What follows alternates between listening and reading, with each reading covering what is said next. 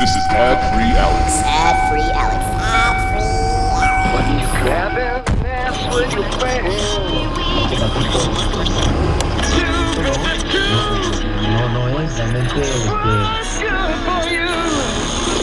KLN, Los Angeles. Clone Radio.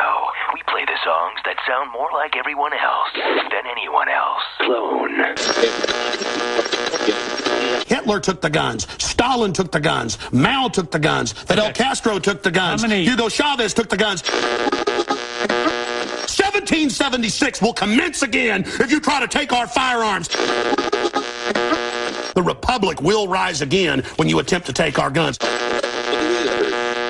have sworn upon the altar of God eternal hostility against every form of tyranny over the mind of man. The answer to 1984 is 1776. You're listening to The Alex Jones Show. Ladies and gentlemen, it is Thursday, the 25th day of January 2018. Hard to believe the first month of this year is almost gone. We have amazing exclusive footage of the president arriving in Davos and a lot of other amazing stuff coming up that our great reporter Dan Lyman is there shooting and reporting on. It's posted on Infowars.com and more going up as we speak. We have just the wheels coming off, the car blowing up, the walls closing in on the deep state, on the secret society, Clinton, crime cabal inside the Justice Department, and the FBI that's been ruling over this country since the mid-1990s as the Clintons committed massive crimes in front of everybody, as the public and journalists and patriots in the government and people across the board realize the globalists are at war with the American people through their shadow government, through their deep state. And now that it's identified and that it's run by the Communist Chinese, the EU, and others, there's no putting it back together again. We have crossed the point of no return, the event horizon. Here's what Lou Dobbs had to say last night. Good evening, everybody. It may be time to declare war outright against the deep state and clear out the rot in the upper levels of the FBI and the Justice Department. Yes, I said the rot. The FBI and the DOJ have broken the public trust by destroying evidence, defying oversight, and actively trying to bring down the Trump presidency. Tonight, there are new concerns that anti-Trump FBI officials formed even a secret society at the FBI to subvert the president after his election. That's according to two Republican lawmakers who've seen some of the thousands of texts between the FBI's Peter Strzok and Lisa Page.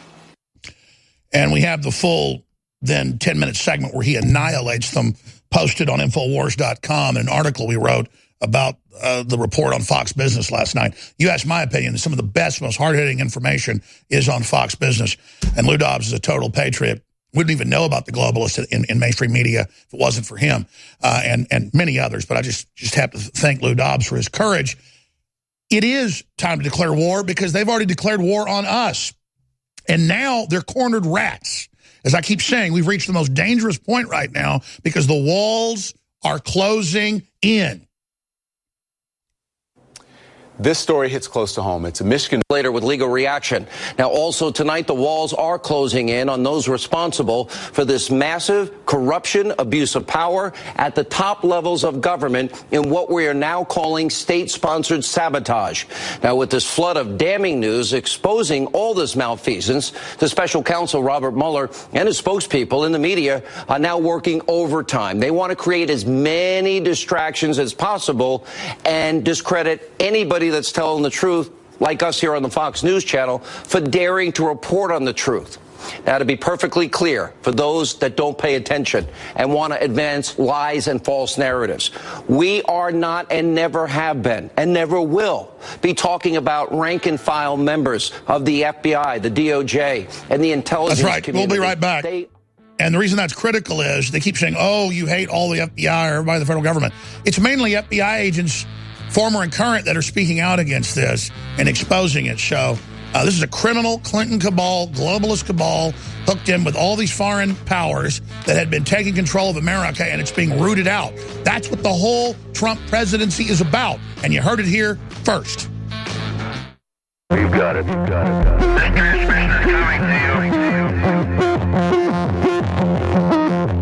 you. Waging war on corruption. All right, you want to go? It's Alex Jones, coming to you live from the front lines of the InfoWar.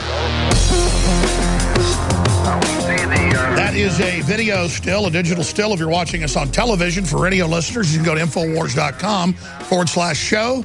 And the video is also being posted as we speak to Infowars.com. Our HD footage that I think is better than the other footage I've seen. A lot of it exclusive of Marine One, all three of them, because they use two of them as decoys with anti-missile systems on board, landing up at the plateau beneath the mountain in Davos, Switzerland. And then, of course, the president getting out and then traveling into Davos. That happened, obviously, earlier today because they are, 8 hours ahead of us there in Switzerland. I guess 8 hours ahead of Texas time, 7 hours ahead of New York time, Eastern time. There's an amazing new graph and new spreadsheet that goes into more detail about the deep state secret society insurance policy group that the folks at the Epoch Times have put together. They're the mainly Buddhist-run world newspaper that exposes communist China harvesting their organs and selling them. And so that's one big reason they keep exposing how the communist Chinese basically run this country the last 20 years until Trump showed up. And so the communist Chinese are being evicted out of running Harvard, UT, you name it. That was in the Washington Post last week. Hollywood, you name it, the communist Chinese intelligence. And this basically breaks down how the insurance policy set everybody up in stunning detail. So I'm going to be tweeting this out at Real Alex Jones very, very soon. And coming up at the bottom of the hour, I'm going to go through it piece by piece. But how the whole operation through Hillary Clinton ran through Fusion GPS, through the Justice Department, through the FBI, through political operatives, who they then pointed their fingers at, and then into who they tried to set up and who they tried to destroy, with Obama coming in. This is very well done. Double teaming, giving governmental power in between the political operatives of Hillary, Hollywood, Republican allies, the Democratic Party, between Obama and the intelligence agencies in a pincer attack with John Brennan of the CIA and others, along with Robert Mueller, Comey and others, Loretta Lynch, all working in tandem, as well as Jay Johnson, to engage in one of the biggest criminal conspiracies the world has ever seen, that has now been blown absolutely, completely, and totally wide open. Now, there is a FISA memo that chronicles the last 2.5 years' activity that was posted to the Director of National Intelligence website and got almost no attention. William Binney, former technical head of the NSA, was contacted and said, this is the main body, the 9-page memo that Nunes has the secret parts of, and that is going to be in a larger summary and report he's going to put out. But there's 4 pages he's alluding to that is the blacked out areas of the document that is still classified. The whole document was classified, and that it shows the perjury of Justice Department, former and current FBI, and others on what they've testified to versus what's in the document. That then connects into the secret society. It connects into the insurance policy. It connects into the off-site secret meetings. It connects into the erased text messages. And they have text messages where they said, we're now going to all erase our text messages. But that got picked up in the dragnets. So they've been caught. And right now, because we have people that have courage like Devin Nunes and Trey Gowdy and Jim Jordan and others, because of this, the whole house of cards is coming down. So first the media said there is no memo. And they came out and said, here's the headline, did Devin Nunes invent his own smoking gun? We already have the smoking guns with the head deputy head of the FBI, later the head of the FBI, meeting in secret to organize the insurance policy. We already have them saying we can't let Trump get in. When he was president-elect, we've got to stop him. We have the whole chain of events from when he was a candidate to the nominee to the president-elect, and they just didn't know what to do with themselves. And so now they lied to Congress. Comey lied. Mueller lied. McCabe lied. They all lied over and over again. So their insurance policy, the hole they dug for American voters to kill our will and the restoration of our republic, at least getting control of our country back in the hands of the states and the Congress and the president and the courts, that's all this is a second American Revolution against a new modern form of globalist colonialism taking our country back. And they don't know what to do. And that's why we're at the critical juncture right now, because the walls are closing in, as Sean Hannity said last night, as I've been saying for the last few weeks. They're cornered rats. And the best way to say it is the walls are closing in. I described it as water, like in a movie. You know, you're trapped in a, say a submerged boat or something, and the water is coming in. It's an upside-down, capsized boat. Or it's one of those old movies where you're in the Egyptian temple, and all of a sudden, the sand starts pouring in, and a big stone blocks the door.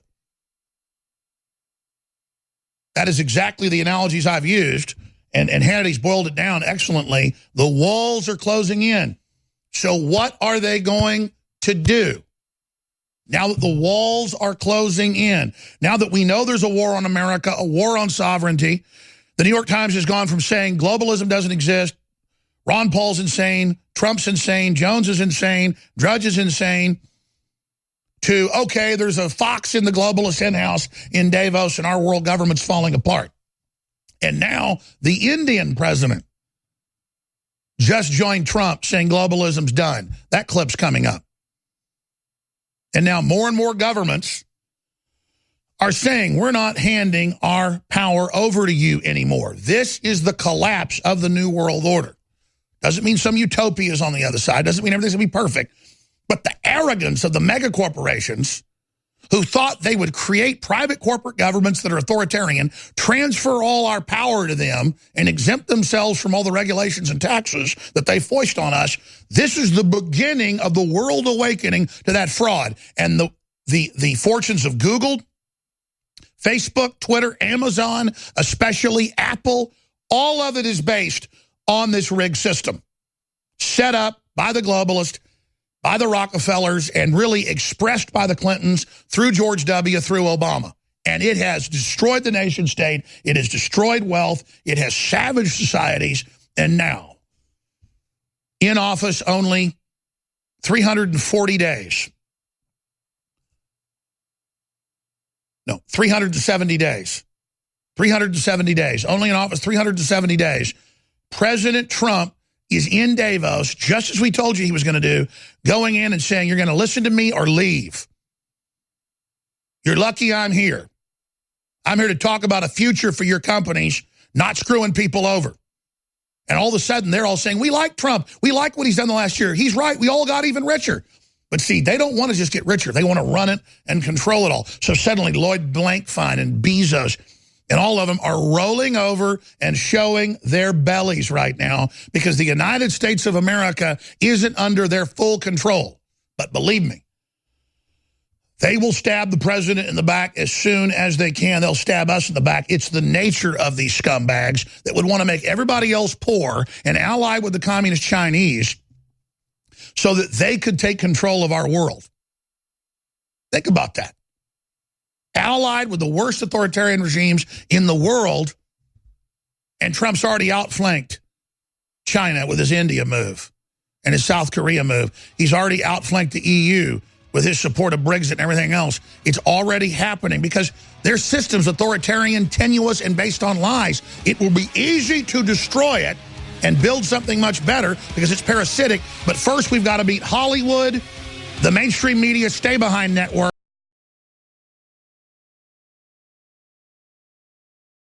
This is ad-free Alex. Ad-free Alex. Ad-free Alex. Grabbing ass with your friends. No es realmente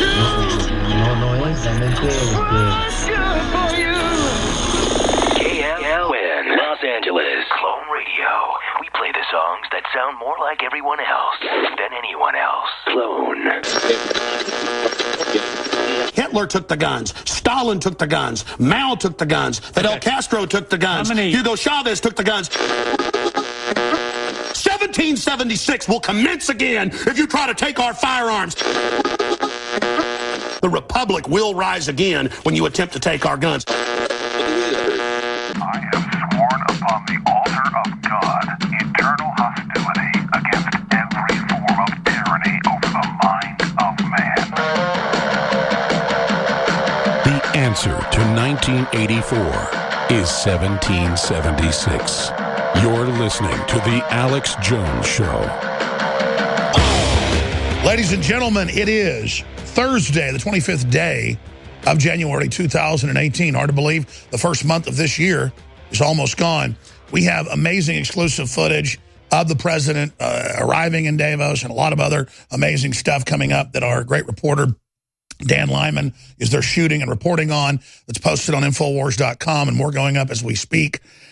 We have just the wheels coming off, the car blowing up, the walls closing in on the deep state, on the secret society, Clinton, crime cabal inside the Justice Department, and the FBI that's been ruling over this country since the mid-1990s as the Clintons committed massive crimes in front of everybody, as the public and journalists and patriots in the government and people across the board realize the globalists are at war with the American people through their shadow government, through their deep state.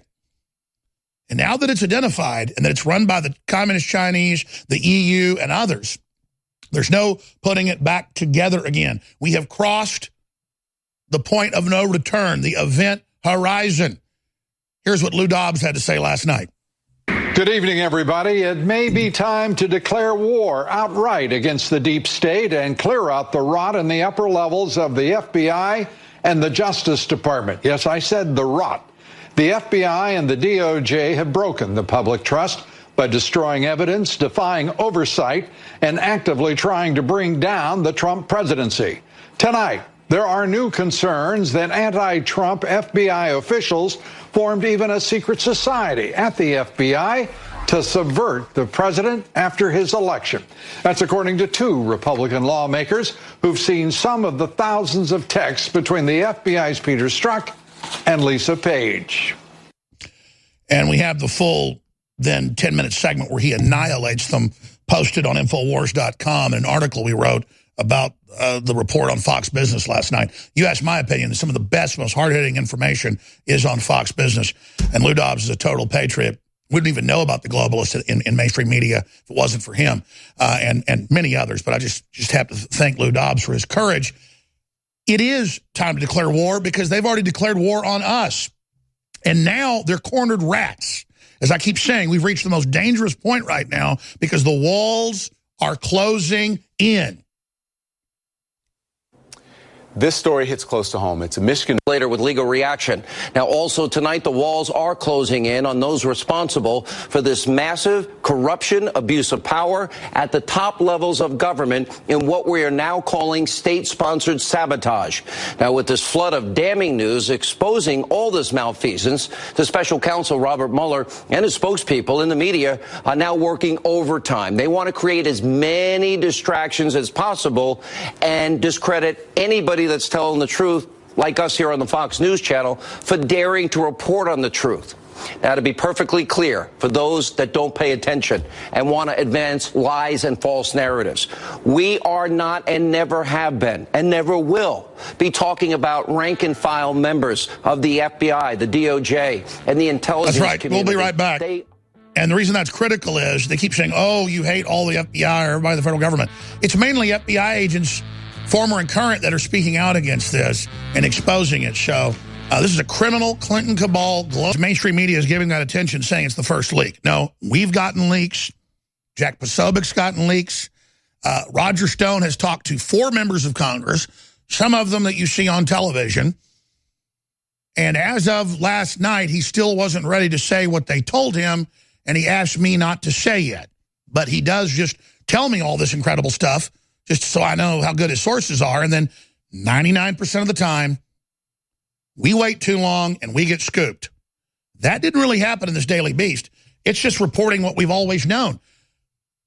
Much of what Nunes talks about when he says the secret FISA court memo is the FISA court 99-page memo that gives you the dates of when they were spying, the FISA court saying this is illegal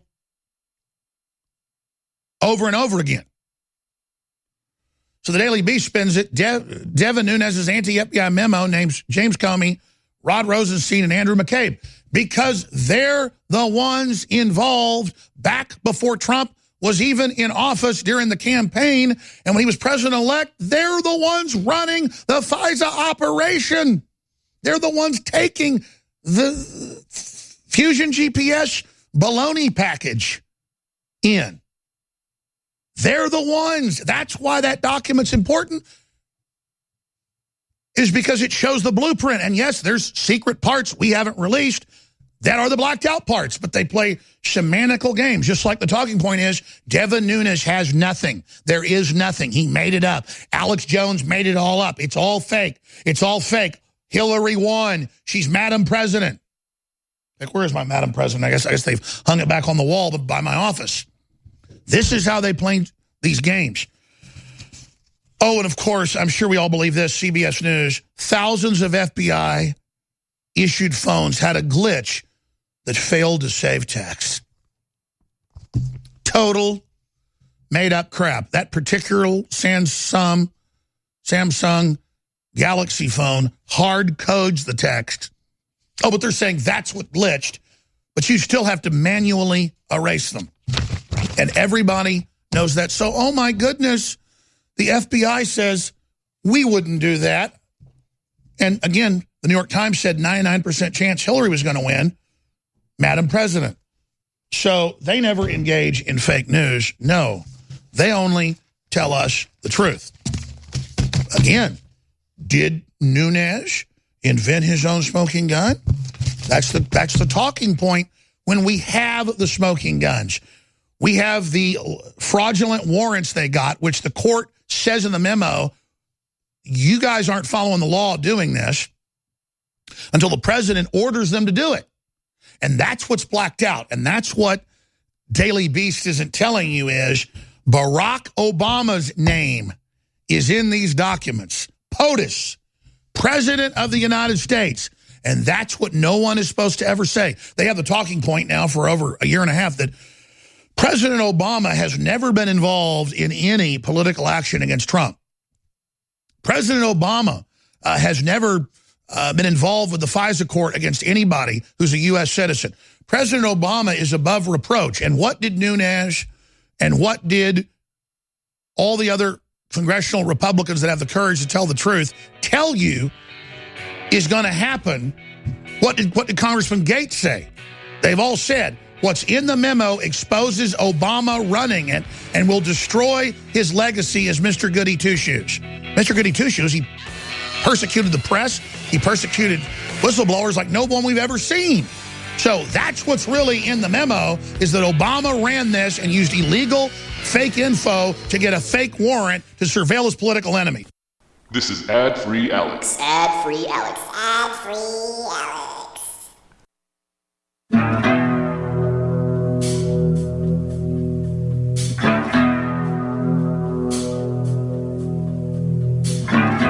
The Alex Jones Show, because there is a war on for your mind.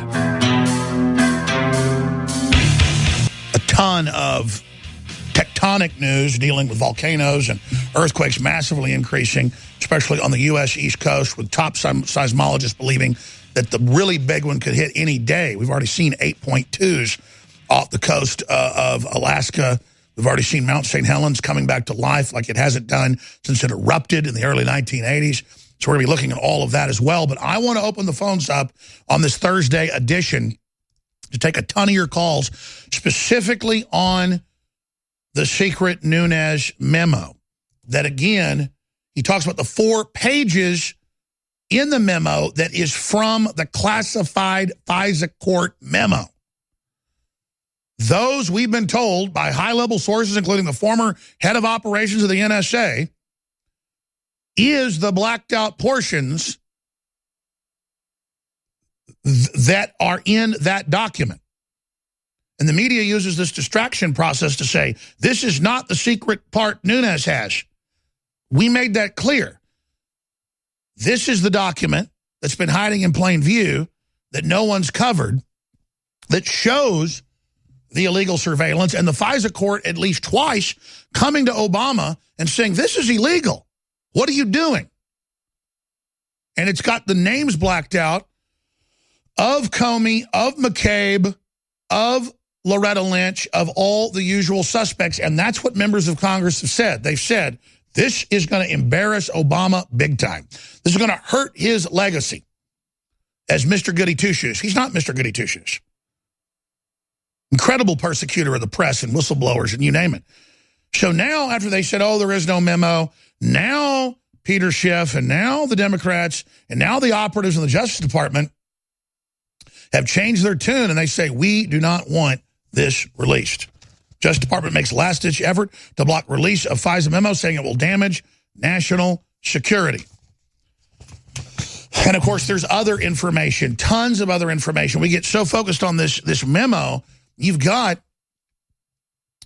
thousands and thousands of texts that members of those committees, the intelligence committees, the armed services committees, the judicial committees are able to see, and it is a love fest. They've already released. We're meeting in secret. We're creating insurance policies. We hate this guy. We can't let him get in office. We got to meet with McCabe. And all that's been confirmed. And now more and more and more and more comes out. And oh, now 50,000 texts or whatever have come up missing. And oh, it's just a glitch in the phone. This is a giant cabal inside our government that covered for the crimes of the Clintons, that covered for the crimes of Obama, that covered for the crimes of the people around Bush. It's all the same group. They all vacation together. They all love each other. This is the good old boy secret society that Trump isn't part of. He's not part of that good old boy group. And they now understand that that whole thing is being destroyed. So they're now in a very, very dangerous position. They're in a dangerous position, and they're willing to do anything right now to try to stop Trump, try to stop the resurgence of Americanism, showing that we had artificial economic restraints on us to hold us down, that within 1 year, we've already seen dramatic improvement. They're being destroyed by prosperity. Just like I said on Inauguration Day, I said Trump must deliver. His name is bound to our success.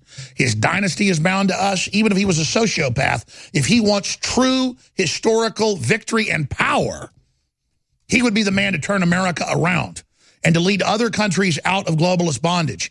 And it's happening. Macron says the EU is on the verge of collapse. If there was a referendum today, it would fall.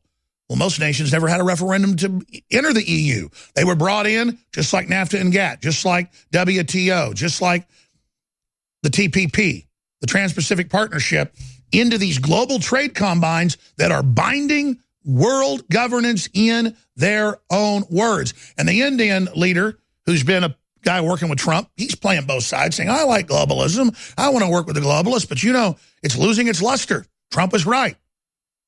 Well, globalism is the globalist system of world technocracy government. Global and global connections is just part of the next development of the human species. They just want to package the inevitability of the move into that world system to make it undemocratic and command and control from the beginning. So this is a huge time to be alive.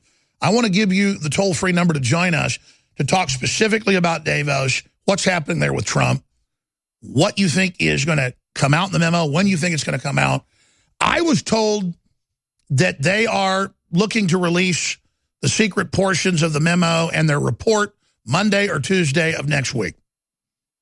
But because it looks like the Justice Department is so rogue and that Trump doesn't control but only maybe the first layer, that they may try some injunctions or something or some type of congressional battle to block it. And the Democrats are rushing to put out their own fake memo that they admit's just hyperbole and opinion. And so they may release it tonight or tomorrow. I've been talking to a lot of people that are talking to these congressmen and some of them women, and I'm just going to leave it at that. You know, we probably should just get Roger Stone on.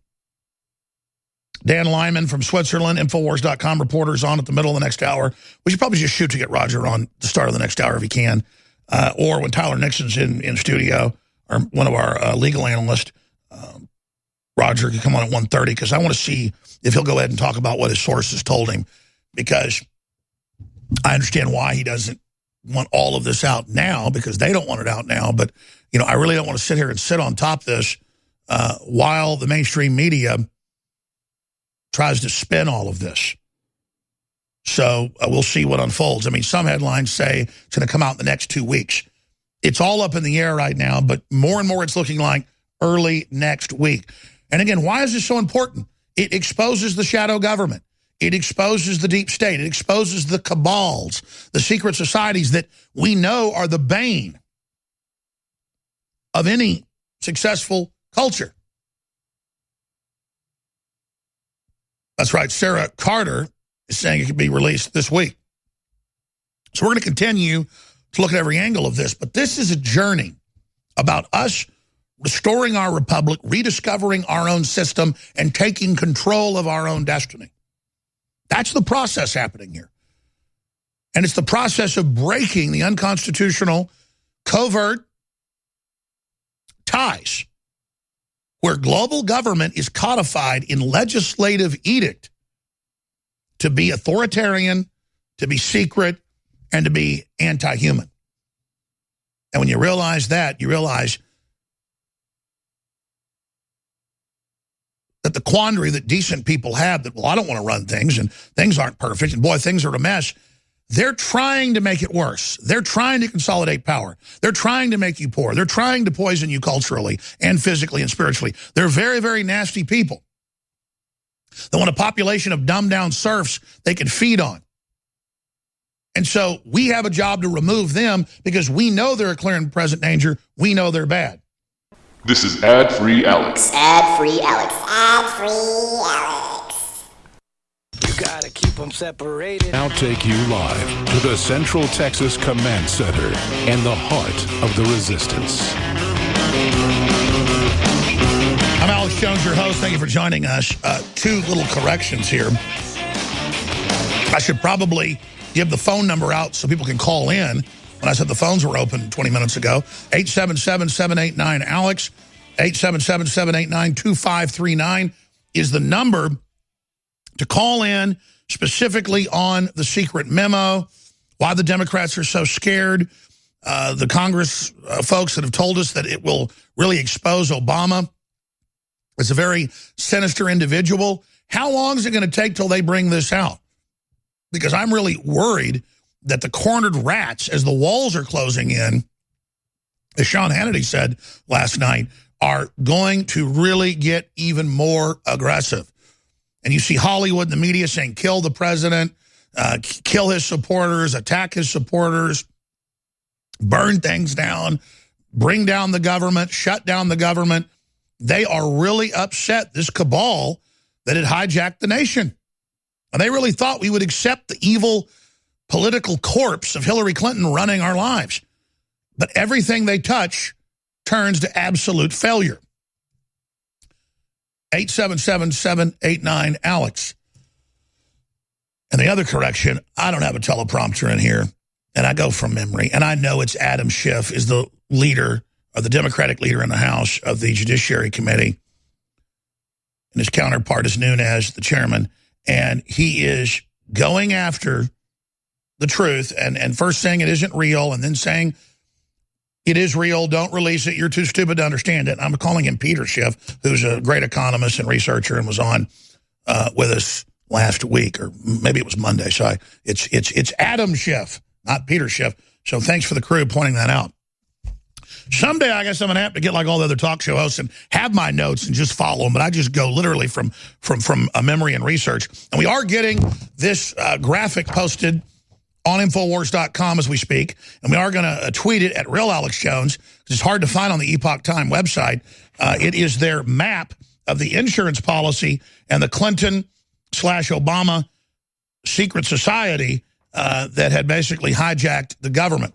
So that is going to be coming up in the next hour as well. But the toll-free number, again, is 877-789-ALEX. And I don't normally screen your calls. It's a free-for-all. But we are screening them in that I want to specifically talk about this topic and or Trump in Davos, because we were told he was going to screw us on DACA. Didn't do it. But people that I know that are conservatives are still mad at him because they decided that that was happening and they won't admit they got conned by neocon media. And it's the same thing here. He's going there to try to recruit companies back to the U.S. He's going there as a nationalist to cut unilateral deals to help the United States, but also help the companies and or countries they're from, so it's a two-way street, so you build up both economies. How do I know that? Trump told us his philosophy. He's been following through, and he is as constant as the North Star. And so I told you a week ago what he'd do at Davos. Now it's already happened today. I'm here to cheerlead for America. I'm here to talk about nation states and how we need to control our own governments and have our people in charge and the value of human workers and not replacing them with robots. And I'm here to talk about how this global order is unelected and authoritarian, and if you don't like it, get out of the room. I've got the quotes here. They said, you want to bitch, you want to complain as a CEO, you want to act like you're going to protest me being here, you're lucky I'm here, and if you don't like it, get out. If you don't like it, don't go hear me when I speak. Leave the room like everybody else does. You want to hear this speaker, that speaker? Fine. Leave the room. It's called free speech. I'm the head of the United States. I'm coming. I'm speaking to you. Dramatic HD footage from Dan Lyman, our reporter, who's doing an amazing job writing articles, shooting reports, and also joining us live. Ciao in Davos. Those who don't want to listen to Trump can leave. Yes, that's his spokesperson that's there with him. As I just told you, that is what the president said. And boy, they've desperately tried to get, the Muslim Union that have put the Islamicist mayor in London. They voted to say Trump's not welcome in England. Just think about the mindset and how these people are operating. But I want to get to some of these clips real fast because they're so important, because it signifies something earth-shattering, earth-shaking that'll change the world if you grasp it, if I grasp it, if we all continue to grasp it. As I've been saying for at least 15 years, globalism's criminal, it's unelected, it's authoritarian, it's anti-human, it's exempt from taxes and regulations, and it operates by stealth. And if we just have a public debate about it, keep exposing the IMF, the World Bank, the WTO, the TPP, all these groups, that they're unelected, transferring power to world government corporations, and that they're giving us a bad deal as well, the nation states will turn against it, and we will remove ourselves from this system before it ever gets off the ground. I said it's when they finally admit it's a global government and try to set up the world currency and the world tax and the world control, and they try to lower the borders completely, that the world will turn against them. That's common sense. And so I hammered it, and I hammered it with you, the listeners, and many other great people that understood history, like the New American Magazine and like Ron Paul and others, knowing that we were making inroads with the public mind worldwide, and that when they announced the world government, people would go, wait a minute, I've seen Nightline. I've seen Dateline. I've seen CBS. I've seen CNN. I've seen CNBC. I've seen the Wall Street Journal, the New York Times, for 30 years say there's no world government, there's no global cabal. For 50 years, the CFR isn't taking your sovereignty. For 40 years, the Trilateral Commission is secret, but don't worry about it. And we hammered it and hammered it. And if you talked about it, you got blackballed, you got kicked off talk radio, you got publishers would shut you down. But now, the fact that Bilderberg and all these things are the very same couple hundred billionaires who meet at Davos and meet at Bilderberg and meet at these events, and their people are in key positions everywhere, And they're setting up a system of total control. And if we just kept hammering it, the truth would come out. They'd have to debate us face to face about their authoritarian activities, and they would lose. We have now reached the point where they're having to debate us and going, listen, we need globalism. We need world government. We don't want a fractured world. Well, it's not fractured when we just simply don't let you screw us over and you exploit the workers and you lower wages. And so their authoritarian nightmare is coming to an amazing, crashing confrontation. They're not defeated yet, but the very nature of a world transnational secret tax-exempt group with diplomatic immunity running everything, they're never going to sell that. And they're going to use third world populations in reverse colonialism to come in and drive down wages and be brainwashed into neo-leftist, anti-Western, anti-European racist. And now the left in major publications like The Economist says, we miscalculated demographics. We've got to get even more non-whites in, and we'll defeat the West. And it's not really defeat the white thing. It's defeat nation states that can stand up for itself, that had wealth, that were first world, that aren't a big third world population you can dictate the terms of surrender to. They want us poor, neo-feudalistic fascism. And I've had top economists on, you name it, and they go, that's the best term I ever heard. That's exactly what it is. That is what it is. And yes, I've coined many of the terms today that are now used in the fight against the enemy. Not because I'm that smart. It's neo-feudalistic fascism. Using socialism at the grassroots level of control. I didn't get to those clips. I'm going to come back, start going to calls. Then I'm going to get to all the clips. Lou Dobbs says we must declare war on the deep state. Sean Hannity gets it right. He says the walls are closing in on the globalists, on the secret societies. They're panicking. This is so important because the fact that everything we talk about is being mainlined now means they can never, no amount of censorship, no amount will ever put the genie back in the bottle. We have passed an incredible point of no return, an amazing milestone that is historical and that is incredible, and that we should all hit our knees and thank God for the providence that's taking place. And then be a little positive about you.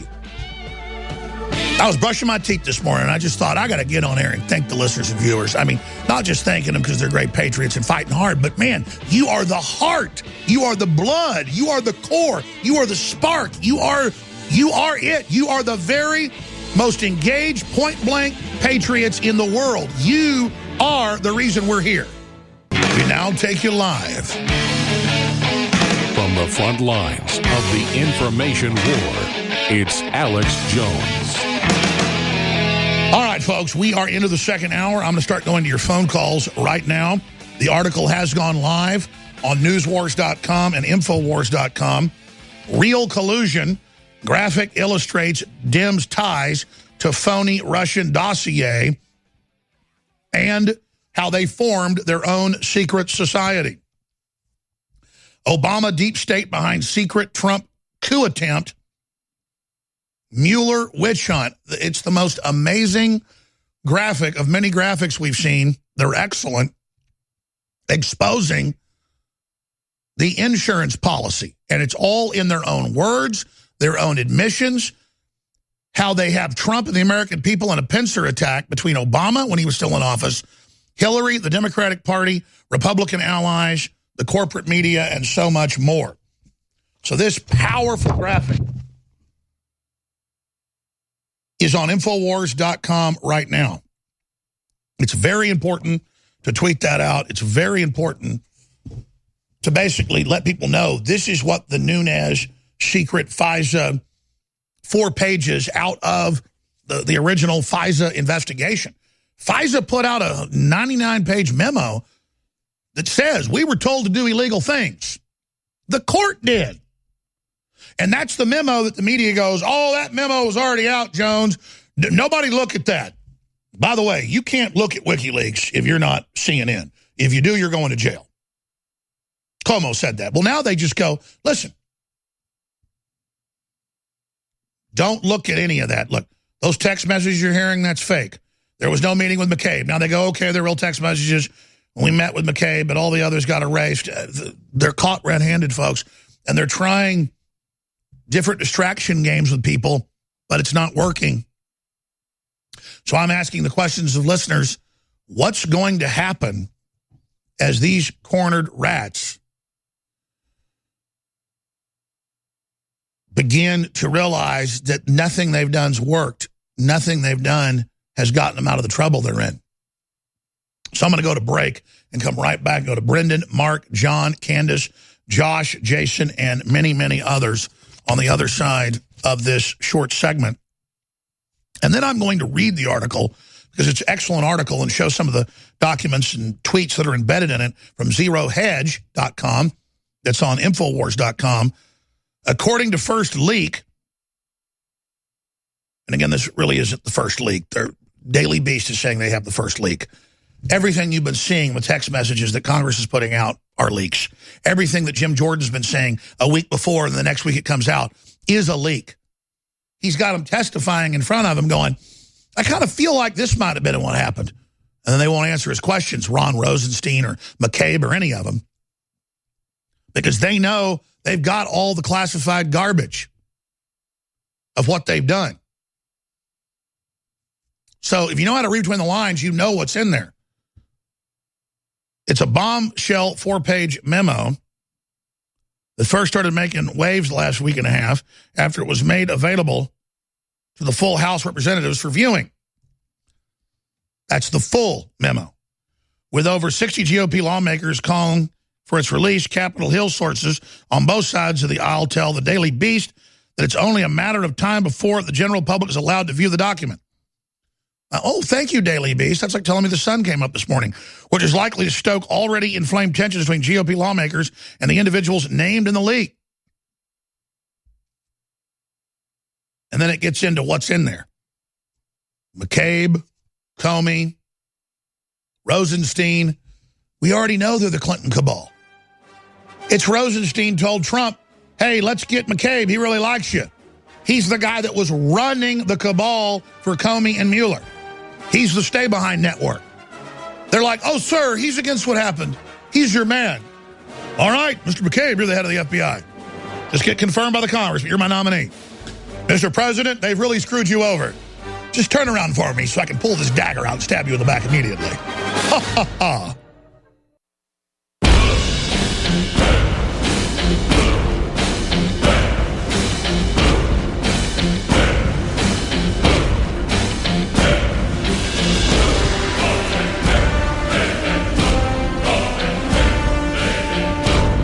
Take you live to the Central Texas Command Center in the heart of the resistance. It's Alex Jones. All right, we're going to your phone calls right now. We're talking about the secret FISA memo that is secret excerpted parts out of reportedly multiple memos and the proof that Obama was directing illegal spying against the Trump campaign, president-elect, and right up until the time that the president was sworn in. And we saw incredible hubris by Brennan, by Clapper, by Schumer, and others saying, oh, the intelligence agencies are going to get you, you're never going to make it into office, or you're going to be out very, very soon. And they've been all over TV saying, we're going to remove him in the next few months outside of impeachment.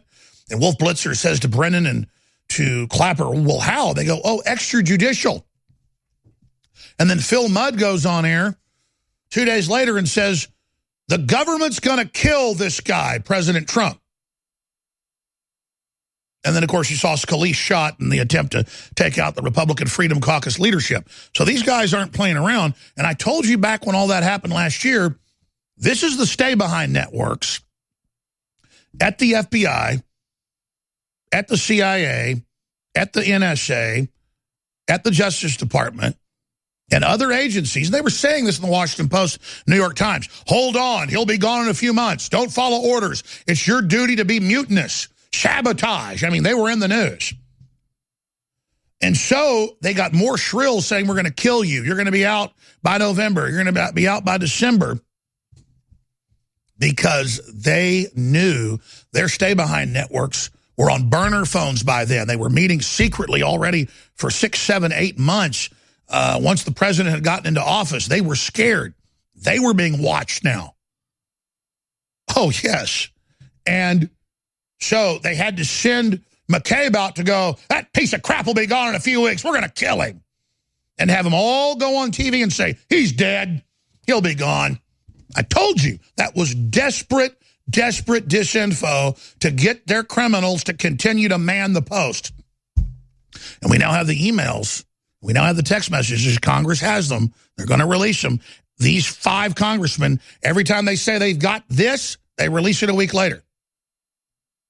And now they're saying, we've got FBI agents that blew the whistle to us. Of course, that probably happened a year ago or more. We've got all the documents. We've got all the emails. We've got everything that this whole house of cards is coming down, that they're scared, that they're using burner phones, that they're hiding out. You don't think Congress wanted to bring all this out if they didn't have to, right? You think they wanted to really damage the FBI this much? You think they really wanted to bring it to this point? You think Trump wanted that? This isn't good for the stock market. It's not good for the economy. It's good. It'd be good if Hillary goes to prison. Some people need to go to prison, but this is going to be huge now because they pushed it all the way. And so now they're just watching the Democrats continue to perjure themselves. And they brought in McCabe and they brought in Comey and they brought in all these people and they all perjured themselves and they've got them all dead to rights. And the congressman would look right at Rosenstein, who wouldn't answer questions, but he perjured himself, and say, I kind of feel like this is how it happened. And then, of course, it's exactly how it happened. I kind of feel like, Rosenstein, this is how it might have happened. And Rosenstein sat there and squirmed around in his chair and wouldn't answer anything but with bizarre, sideways activities. Talking out of both sides of his mouth because they don't know what to do. So the $64 trillion question is also your answer. Program A was to stop the nomination and then steal the election or stop the president from being seated.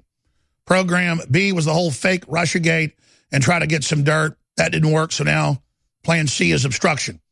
And then that kind of moves on into 25th Amendment. You're a lunatic, but that's gone nowhere. So plan D is kill the president, which they've already been kind of trying to get to happen behind the scenes and trying to kill the congressman to send a message. And I mean, I'll give it to them. There's some really evil people. They've already done a lot. I'm surprised they're walking around right now. I'll tell you, if I was the president, I guess I'd do what he's done. He's giving them the long game, letting them hang themselves, but it's dangerous because you know they got people in the White House. You know they got people in the Secret Service.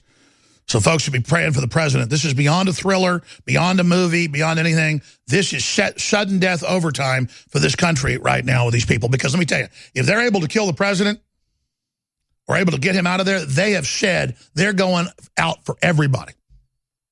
And that's going to cause a civil war right there. I mean, they've had their butts handed to them on every crime they've committed, every dirty trick they've played, every scam they've run, every fraud they've engaged in. Everything they've pulled so far has blown up. So I'll ask you again, what are they going to pull now? Because now they're cornered like a bank robber that the cops run him, so he grabs a kid and says, I got a hostage. I'll blow his head off. I'll blow his head off. And that's Comey, and that's Mueller, and that's all of them. And and then there's this. I forgot this. Guys, get the audio. I didn't see it here on the list. It's CNN's got it. It's all over. It's audio. Trump says he will go under oath with Comey. He says, I'll love to meet with him the next 2 to 3 weeks. And I love to go under oath. But, you know, Hillary didn't go under oath when she met with Comey. No. Comey already gave her a letter absolving her, saying you're not under criminal investigation, but we're going to go to the media and say you are in the next 6 months, but it's all fake, and you're going to get to meet with Strzok and everybody, and it's not a real investigation. She wasn't under oath. And tarmac meetings with Bill Clinton, the Attorney General, on and on and on. So Trump says, I'll meet with him and I'll go under oath. And I've said this 100 times. Mr. President, the only way this is going to work, and you're all literally, he's always a couple steps ahead of me, so I'm guessing this is what he's going to do. have live cameras in there, bring that crook Mueller in, that arrogant SOB, and set down that monster in front of you and say, all right, you got 5 minutes, buddy boy. And then I'm going to do the talking. And then lay into him with his whole history and Uranium One and the criminal activity and McCabe and everything. And it will be the giant nail in their fraud you've ever seen in your life. It will be beyond devastating. And I said that a week ago, and a little bird told me that Trump is intending to just say, come on in. It's under oath. And he's going to sit right there with Mueller in the ultimate stare down. I should have led the show with this. There's just so much news. The ultimate showdown. And then he's going to chew him out and say, in case you don't know, former director, this person, this email, this document, what do you say about that? What do you say about Hillary meeting secret? What do you say about all that? What do you say about not being under oath? What do you say about you guys saying you weren't surveilling us, but you were? Because when Mueller sits down in front of the president in the next 3 weeks, it's after they've timed all this out with the Freedom Caucus. When I'll be surprised if Mueller even goes. Because you talk about walking into the dragon's den, the lion's den. I mean, you are walking in there, buddy. Here's the president. I'm looking forward to it, actually. You want to? Do you have a date set? Here's the story, just so you understand. There's been no collusion whatsoever. There's no obstruction whatsoever. And I'm looking forward to it. I do worry when I look at all of the things that you people don't report about with what's happening. If you take a look at, the 5 months worth of missing texts, that's a lot of missing texts. And as I said yesterday, that's prime time. So you do sort of look at that and say, what's going on? You do look at certain texts where they talk about insurance policies or insurance, where they say the kinds of things they're saying. You've got to be concerned. But I would love to do that, and I'd like to do it as soon as possible. When will you Good do luck, it, Mr. everybody. President? Do you have a date set? So here's the story. Do you have a date set, Mr. President? I don't know. No, I guess they're talking about 2 or 3 weeks, but I would love to do it. In person. Again, I have to say, subject to my lawyers and all of that, but I would love to do it. Would you do it under oath, Mr. President? We'll be right back, and I'm going to your calls. But then he finishes up. He says, oh, yeah, I'll go under oath. But Hillary didn't. Jones, the cure to fake news. Coming to you live from Austin, Texas. All right, let's finish up with the president, since I was starting to get into the audio of him in the Oval Office yesterday, telling reporters, yeah, I'll meet with Mueller, and I'll go under oath, unlike Hillary Clinton did.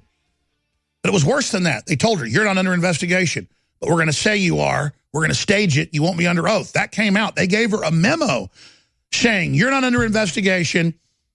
We're not coming after you. You're not under oath before she do it. Oh, but Mueller wants him under oath. So imagine if Trump brings him in live video cameras and says, okay, you ask your questions and I'm going to ask mine, and then use it to destroy him, to turn the tables. Within 3 weeks, when this meeting supposedly is going to come up, subject to lawyers, that gives the president an out, it's all going to be out there. The memos, everything. They'll be lucky if they're not indicted by then. Let's go ahead and play this clip, then I'm going to your calls. Mr. President?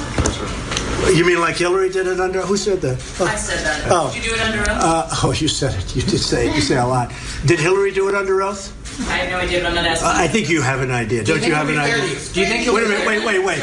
Do you not have an idea? Do you really not have an idea? I'll give you an idea. She didn't do it under oath. But I would do it under oath. Listen, you would. But I would do it, and you know she didn't do it under oath, right? She would do it under oath. If you didn't do it, if you didn't know about Hillary, then you're not much of a reporter. Do you think you're going to do it under oath? Say it. To reach a higher standard, you would do it under oath. Oh, I would do it under oath. You would, yeah. Absolutely. Do you trust the FBI? Do you trust the FBI? Well, we're going to see. I mean, I am very disturbed, as is the general, as is everybody else that is intelligent. When you look at 5 months, this is the late, great Rosemary Woods, right? With a step, right? This is a large-scale version. 18 minutes. That was 18 minutes. This is 5 months. They say it's 50,000 texts. and it's prime time. That's disturbing. Say hello to your friends. Should Goodbye, McCabe everybody. go? Should McCabe General. go, Mr. President? Should McCabe go? Well, McCabe got more than $500,000 from essentially Hillary Clinton, and is he investigating Hillary Clinton? So should he go? Do you remember, did anybody hear many of my speeches where I talked about McCabe? He was the star of my speech. This isn't now. And I said a man who was more or less in charge of her, the wife got $500,000 from Terry. Now, Terry is Hillary. And, yeah, I mean... Do you regret having him as your acting FBI director then? You know what? I keep out of it. You'd find that hard to believe. I keep out of it. That's the way it fell. He's been there. It's one of those things. But he was the star of many of my speeches because he got from 5 to 700,000, whatever the number was. Got that money for the wife. Yeah, And you know, in Virginia, it's very interesting. Wait, in Virginia, you don't have to spend the money. So I never checked as to whether or not they spent the money on the campaign. How much of the money did he spend on the campaign? Do you know?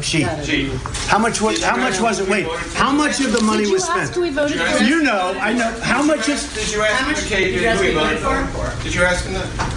I don't think so. No. You don't think you No, did? I don't think I did. You don't? You did not. I don't know what's the big deal with that, because I would ask you who did you vote for? I don't think it's a big deal, but I don't remember that. I saw that this morning. I don't remember asking him that question. Is it possible you did? I don't remember asking him the question. You don't remember? I think it's also a very unimportant question, but I don't remember asking him that. Now, that's bombshell audio, and imagine what else CNN decided to not give you. Okay, that's what they allowed you to hear. By the time it was on CNN last night, I was watching Wolf Blitzer just to tune in for like 10 minutes, and I go, that sounds edited. That's why I went and searched out the audio last night, because he was like going, I'll go under oath, it's prime time. And I went, that doesn't make sense. They were literally editing stuff he says 1 minute in with another minute to make him sound crazy. Now, CNN's website at least had a limited edit, 3-minute audio chunk we just played. But see, at every level, they're manipulating, they're lying. And then look at this headline. They made it, Trump will go under oath. You know, like he's a criminal. When in the real news there is that the president's pointing out that McCabe got $500,000 from Hillary, which is on record. And then, of course, you've got the head of the operation at the Justice Department transferring millions of dollars to his wife at Fusion GPS. I mean, this is crazy. Okay, enough of that. I'm going to your calls now. I just forgotten about that bombshell, and it was very, very important to actually hear from the president before he got on an airplane and flew to Switzerland, where he's fighting for U.S. interest right now. Jason, Black Thumper, Kevin, Dan, Candace, Mitch, John, Mark, Brendan. We need to go to all your calls here. I'll probably get to one or two in this little segment. But let's go ahead and go to Black Thumper calling from Washington. Go ahead, Black Thumper. Hey, it's Black Trumper, Alex. Great to be on with you. I just wanted to say that as damning as this memo that's about to come out may be, I really don't have much faith in Jeff Sessions to actually do something about it. He's been asleep at the wheel the entire Trump administration and hasn't done anything to go after Hillary or any of the major crimes that were committed. By the way, Black Thumper is kind of a new Disney movie, like a cute little black rabbit. That'd be cute. I apologize that the monitor's so far away and the bright light looked like Thumper. It is Trumper. Look, everybody's pointed that out thousands of times about Sessions, and he's got to be compromised. Everybody agrees. Why in the world would he go along with McCabe to be the new FBI director, Rosenstein, this whole rogue group? It's clear that he's been intimidated. But who is doing a good job is the Inspector General of the Justice Department, and that's where the only sunshine's been coming from. What do you think's going on? Yeah. All right, your phone's breaking up. I appreciate your call.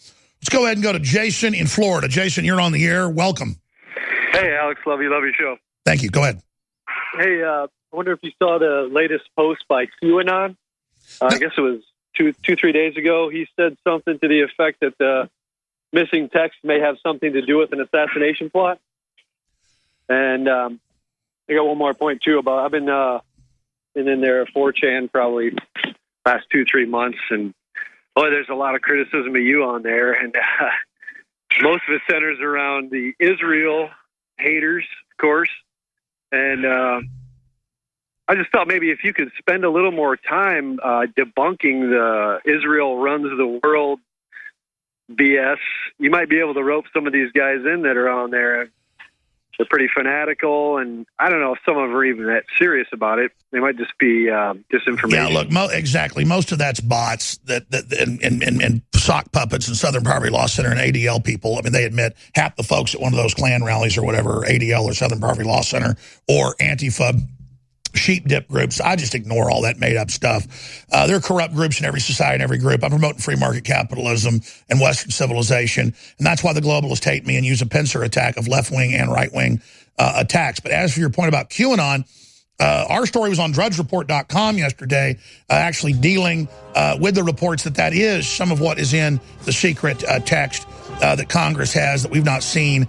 Some of these thousands and thousands of texts that is that plan. Report missing FBI text messages include threats of violence against Trump. This is dangerous territory. Thank you, Jason. Great points. I'm going bam, bam, bam through your calls on the other side. Then, live from Switzerland, Dan Lyman, and much more. We'll be back. Crashing through the lies and disinformation. It's Alex Jones.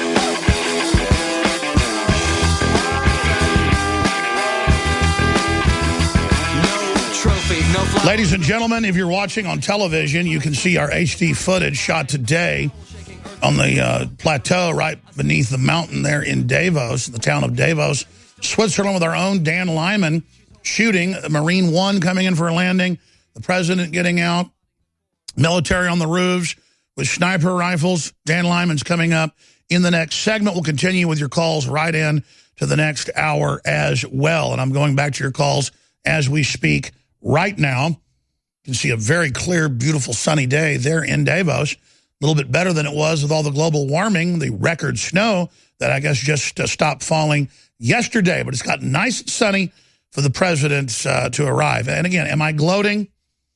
Am I very thankful for Trump? Yeah, we don't have Hillary Clinton. The globalists are pulling their hair out. We're exposing deep state criminal cabals that protected the Clinton crime network. Yeah, they want to make everybody secretly support the president. You know, those of us that do. They want to make us secretly do it so they can run around terrorizing everybody and intimidating everybody. So the more they attack, the more they bully, the more I support the president. All right, let's go right back to your phone calls here. Let's talk to Brendan in New Jersey. Brendan, thank you so much for calling today. Hey, Alex, how's it going today? Good, brother. Thanks for calling. Yeah, I just wanted to call and talk about the memo. The other day when you, I think it was Monday or something, when you had when you leaked that full 199-page memo, I probably took about a good 20, 30 minutes out of my day to go ahead and read that. I only read about halfway through it. And now I also heard you report on certain news networks are saying, or certain congressmen are saying that, you know, the public isn't educated enough to understand what's in the memo. I don't have a high school diploma. I don't have any type of degree at all. Reading through that memo, man, are you right? Dead on. It definitely doesn't uncover who did what, but definitely uncovers some shadiness where the FISA courts are saying, hey, you know, there's certain things you can't be doing, and people are just turning away, blind eye. And by God, I really hope something comes out of this because, you know, Trump's doing a wonderful job in office. You know, you can take shots at him where you want, but what he's doing for the economy, what he's doing for the country itself is incredible, man. And I just love every second of it.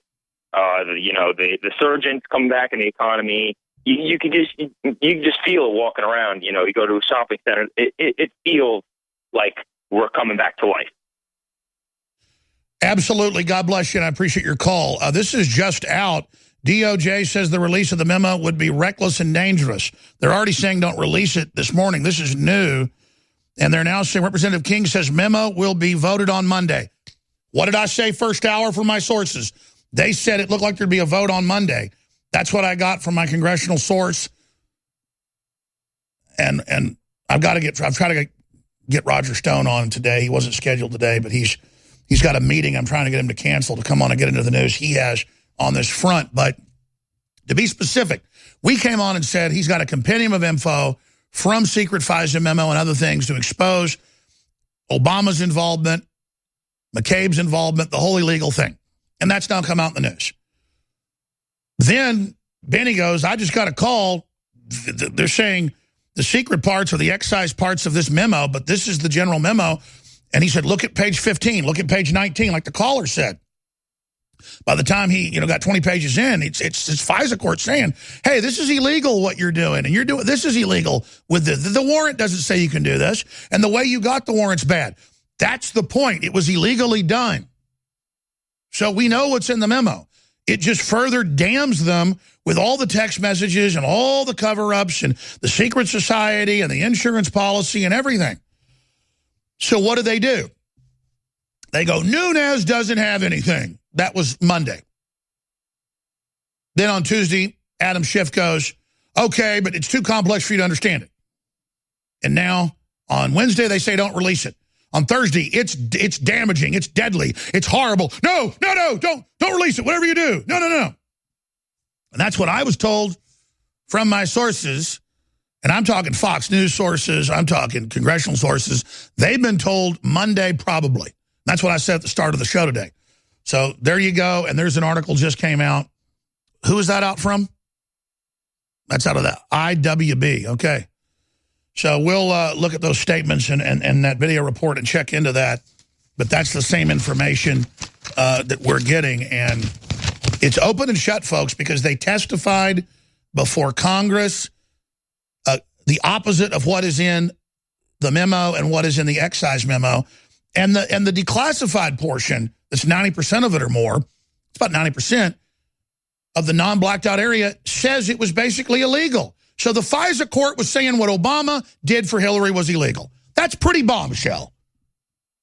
I mean, that's in this memo. They go, oh, that's not it, Alex, or that's not the secret part. Everybody don't look at that. He's fake news. And half the right-winger libertarian media jumped on board because it's fun. Oh, Alex must be our competition. Let's tear him down. Let's say he's full of crap.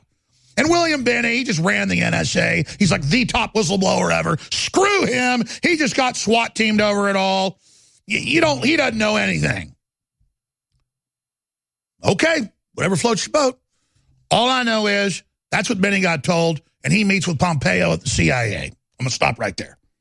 We're told that that's where the pieces come from in this memo, he says, that is the secret FISA memo. Well, that's the big report that's got the whole file of what Obama did to Trump in it. So the excise black parts are the part that's in it. But again, they do this Jedi mind trick. Oh, that's been out for a while. Just shut up, Jones. Okay, fine. Watch and see what comes out in the memo. And then Nunes is going to have a glossary, reportedly. Like I said a few days ago, we were told by congressional sources, they've got it ready. This is what they put out to Congress to show folks what's going on. And now they've given the Democrats time to produce a new memo that they're going to counter this one with. But this is going to be documents and snapshots, and then this person did this, and that person did that, and they control this person with their own admissions, and then them perjuring themselves before Congress. But, I mean, I tell you, I've noticed the bigger the news, the more it isn't a big deal. If I put some rumor out, it'd be the top story. But if I've got bona fide document that admits they illegally surveilled Trump during the campaign and when he was president-elect, no one even talks about it or cares. When it's the memo. Who's up next here? I love taking these calls. Let's talk to Josh in Colorado Springs, where the Defense Department shadow government's located. Go ahead, Josh. Thanks for taking my call, Alex. This memo stuff sounds like something out of a Marvel Comics Hydra, It does. But anyways, these people seem to be backed into a corner. They're running out of room. People are paying attention. I think they're going to use some sort of secret technology. I think they're going to try and do a magician. They're going to distract everybody with one hand. Well, it was the Secretary of Defense, Cohen, that said in 1997 in April to Army Times and in a press conference that governments have tectonic weapons. I mean, what do you think? They might set off an earthquake or something? I'm thinking possibly more lines of maybe like a Tesla-directed energy or maybe a bioweapon, something where they could use their eugenics control population. I mean, these people are desperate. They use the anthrax scare to cover up the criminal involvement in 9/11. You're absolutely right. In fact, I think you're right. A biological false flag would be a great way to keep the deep state in place. Yeah, and think about what Kim Jong-un just used it to kill his stepbrother, that chemical X. That stuff was designed by us. So who knows what they could use. We've made most of the stuff. Josh, do you have more to add? No, that's all. Thank you, sir. God bless you. That's amazing. We'll go take you to Switzerland straight ahead. Live from Austin, Texas, broadcasting worldwide, it's Alex Jones. I'm just an average man with an average life. I work from 9 to 5. Hey, hell, I pay the price. All I want is to be left alone in my average. Alex Jones back live, coming to you from the ATX, Austin, Texas. On screen, you see a Fox News camera inside the World Economic Forum as President Trump meets with world business leaders. And we've got the HD footage, if you're a TV viewer, that Dan Lyman shot earlier today as President Trump with 3 Marine One helicopters, Blackhawks, arrived there in Davos to put in another 18-hour workday. He works about 15 hours a day when he's regularly back in the U.S., 18 hours a day, according to sources. And just as I have been telling you, the 4-page memo is only redacted parts of the FISA memo. And I'm told there could be several as well, but that part of the memo we have is the part that's in there. And we've talked to congressmen. And Matt, one of the producers, said, oh, yeah, Congressman Gates of Florida was on CNN today with Como and said, listen, it's not just the 4-page stuff out of the FISA memo. That's what's damning. Because it shows Clinton running it with Obama. It's all the supporting documentation we're going to put out. And that's what I've been saying since last week, is that it's not just a 4-page memo. They're just talking about super damning stuff in the 4-page memo. Okay? That is out of the larger, previously classified report that the FISA court put out saying we found wrongdoing. Here's what happened. The court reported on what happened. Because it was criminal activity, ladies and gentlemen, and that's what Nunes is getting at. And then the perjury about what the FBI and Justice Department testified about, what they did at FISA. That's why it's critical. But there's all this other accompanying, as I said, breakdown of other accompanying document, just like you have a bibliography at the back of a book. And I was saying that last segment because that's what our congressional sources said, and some at Fox News. And Roger Stone, you see him on Fox News, other people, he talks to those folks that are his friends. They're getting the same stuff we're getting. That's how he knew about, so many of these firings or so many of these hirings, or that's how he knew about how they were planning to get rid of certain people, was from Fox News. And then they try to spin the fact that, he got it from the Russians. No, you get news from the U.S. news sources. You don't get it from the Russians. But they do this over and over and over again. So I got a lot of other news other than the memo. I want to get into Davos, what Trump's doing there, what's unfolding. I'm going to get back to your calls, Mark and John and Mitch and Candace and Kevin and Dan. Candace will be up next. But for this segment, the next 10, 15 minutes or so, Dan Lyman, Infowars.com reporter, is on the ground in Davos. We haven't talked to him for 24 hours, so a lot has transcribed. You can follow his amazing tweets and information, not just retweeted at Real Alex Jones, but also on his Twitter account that we'll put up on screen for TV viewers. And again, if you're a radio listener, you want to see all the video, the things we're talking about, Infowars.com/show, and it's totally free. But please support our local affiliates. And I almost forgot, we're paying to have folks cover things in Switzerland, you name it. We're building a real hardcore news organization here that gives the whistleblowers a place to get their information out. So please, InfoWarsStore.com. This is Ad-Free Alex. Ad-free Alex. Ad-free Alex. And again, you cannot find a media organization and believe me, I know I'm obnoxious, but the guest, everything we do, that's more effective than InfoWars. So thank you for your support. You make the InfoWar possible, and I mean it. I salute you and thank you, but take advantage of our new pollen block that people are just loving. That's all natural. Take advantage of the Body's Ultimate Turmeric Formula. Take advantage of the specials at InfoWarsStore.com and make this information war continue to be possible. Thank you. All right, Dan Lyman. Wow, a lot's happened. We'll be rolling this HD footage in the background while you give us a briefing. Where do you want to start on day one of Davos as President Trump arrives? Good evening, Alex. Good to be back with you. It was definitely an interesting day with Trump's arrival. The helipad was a lot more crowded than it has been on the other days, which is kind of a slap in the face to the other leaders that have been showing up in the past days that people, I guess, weren't as interested in. It was very crowded out there, but it was great to see him come in. It was magnificent to behold. Man, the footage you've shot, you must be a professional photographer on top of all your other skills. What's the mood? What are you hearing from locals? The thing about Trump and the thing about what I'm hearing from people around here is that I would say that even the people who don't like him are still fascinated by the prospect that he's in town. There's a kind of an aura that he brings with him. When I was trying to seek the best vantage point for the helipad, I happened to bump into an Australian woman who does live in the area. And she was walking with me, and she happened to know the lay of the land, so I was kind of sticking with her, and she was very nice. And then eventually she asked me what I think about Trump. And I said, well, I'm an American, but I live here in Switzerland. And she said, oh, well, then that tells me everything I need to know. And I said, actually, it doesn't. And she was very surprised. She just assumed I was one of these expats trying to get away from Trump's America. But in reality, I'm one of his biggest supporters. But and then we kind of went back and forth a little bit, and she said she called him extremely destructive. And I kind of left it off there because I didn't want to get into it with her. She was very nice, but I just don't understand how people can still call Trump destructive. It blows my mind. Plus, if you actually look at the real numbers, it's globalism that's destructive. It's globalism that's authoritarian. It's globalism that drives down wages. It's globalism that impoverishes the third world. It's globalism that's tax exempt. And so it's just always such an ignorant, ninnying statement from pseudo-intellectuals that might pick up a Rothschild-published Economist magazine once or twice a year, and they just restate these talking points over and over again because Trump doesn't want to give a bunch of multinational corporations complete carte blanche to overrun nation states and the voters.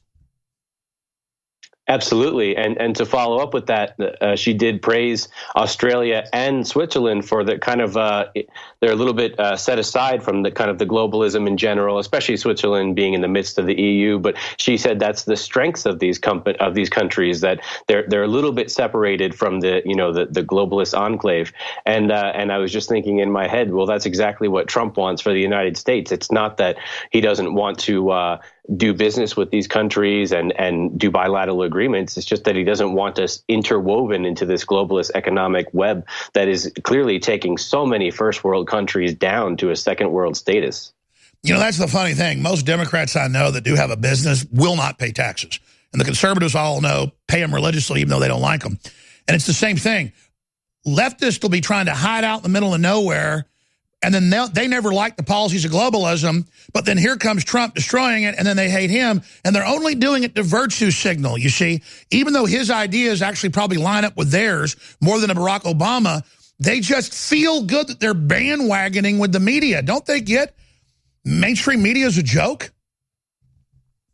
Groupthink is very powerful. Collectivism is a powerful drug.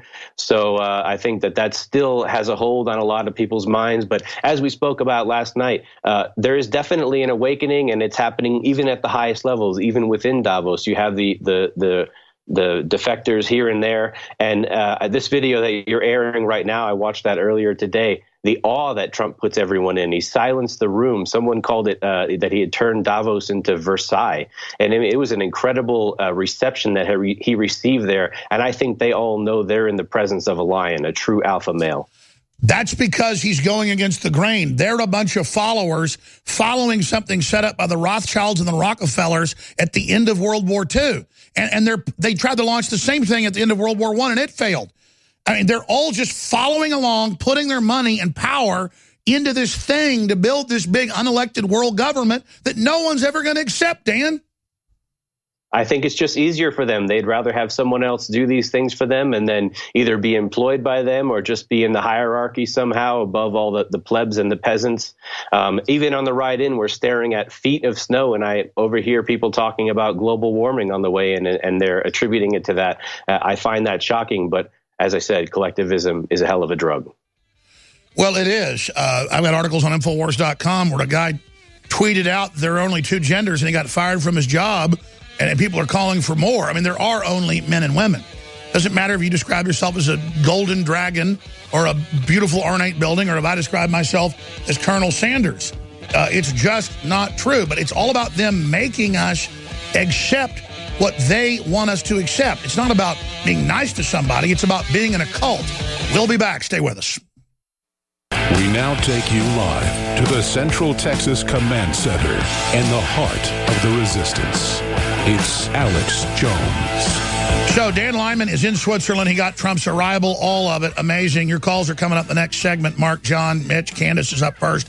Kevin, Dan, and many others as we look at the release of the memo, supposedly coming on Monday is what I've been told, but we'll see. You were describing how the press is saying he silenced the room. People were in awe.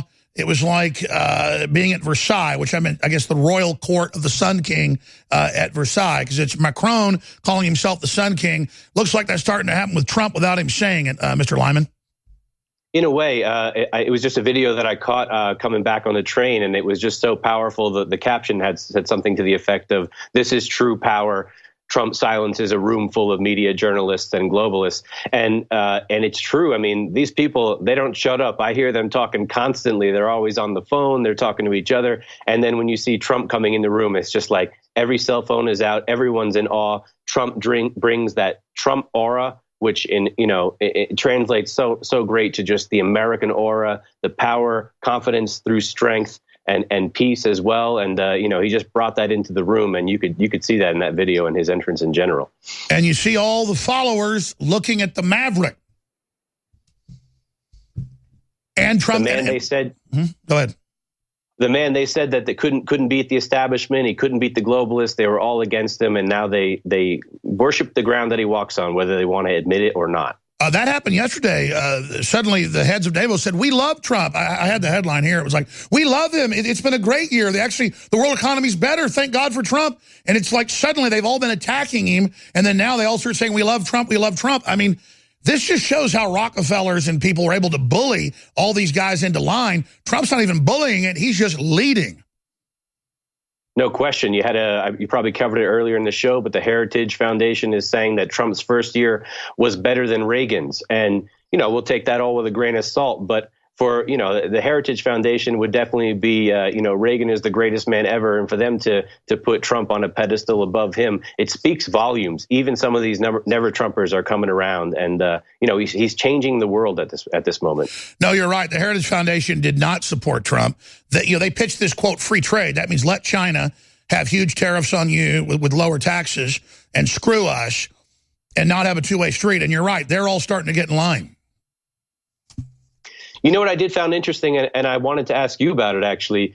Jean-Claude Juncker, the head of the EU, basically, he canceled at the last second, and he cites a stomach flu as the reason for that. Now, if you recall, not too long ago, a few months ago, Juncker was all-out warfare against Trump, and he said he would back Texit against if there was a Texas exit. He was going to get behind that, but of course, he couldn't possibly back Brexit. So I was going to ask you, do you think he bowed out out of cowardice, or do you think he really is sick?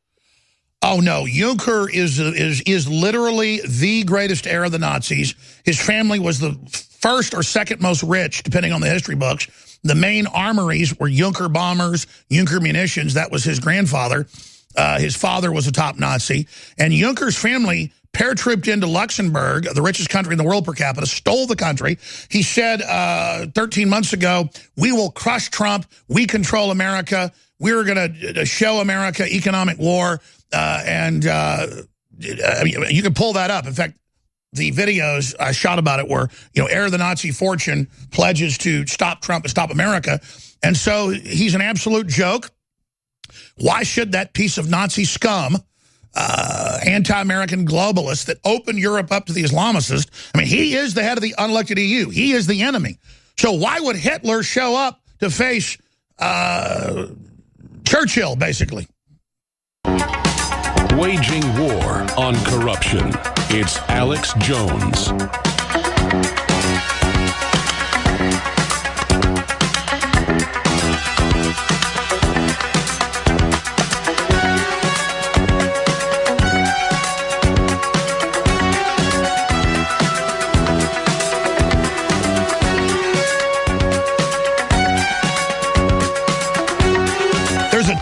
That's absolutely key that people absolutely must be aware of. Just like Trump said, if you've been here 20, 30 years, you've got a degree, you're working hard, you don't have a big criminal record, whatever, you have a misdemeanor or something, then we're going to let you stay in the country. That would be a fair dream act, and I agree with that myself. But then the media said he wants to kill all the Mexicans, hates them, blah, blah, blah, wants to ban everybody, period. And then when Trump doesn't do that, the right wing goes, oh, my God, he was supposed to throw everybody out who wasn't born here. Well, it's the same thing with Davos. I saw headlines everywhere in the London Guardian and the New York Times. Trump sells out his base last week. He's going to Davos. He's going to kiss the hand of the elite. He walks in, they fall on their faces. The head of the thing, the dictator of the EU, unelected, Juncker, doesn't show up, the heir to the main Nazi fortune. His family was the first or second richest family in Germany. Again, the history books vary, but they're the top Nazis, okay? I mean, they still control European countries that they just own through fraud.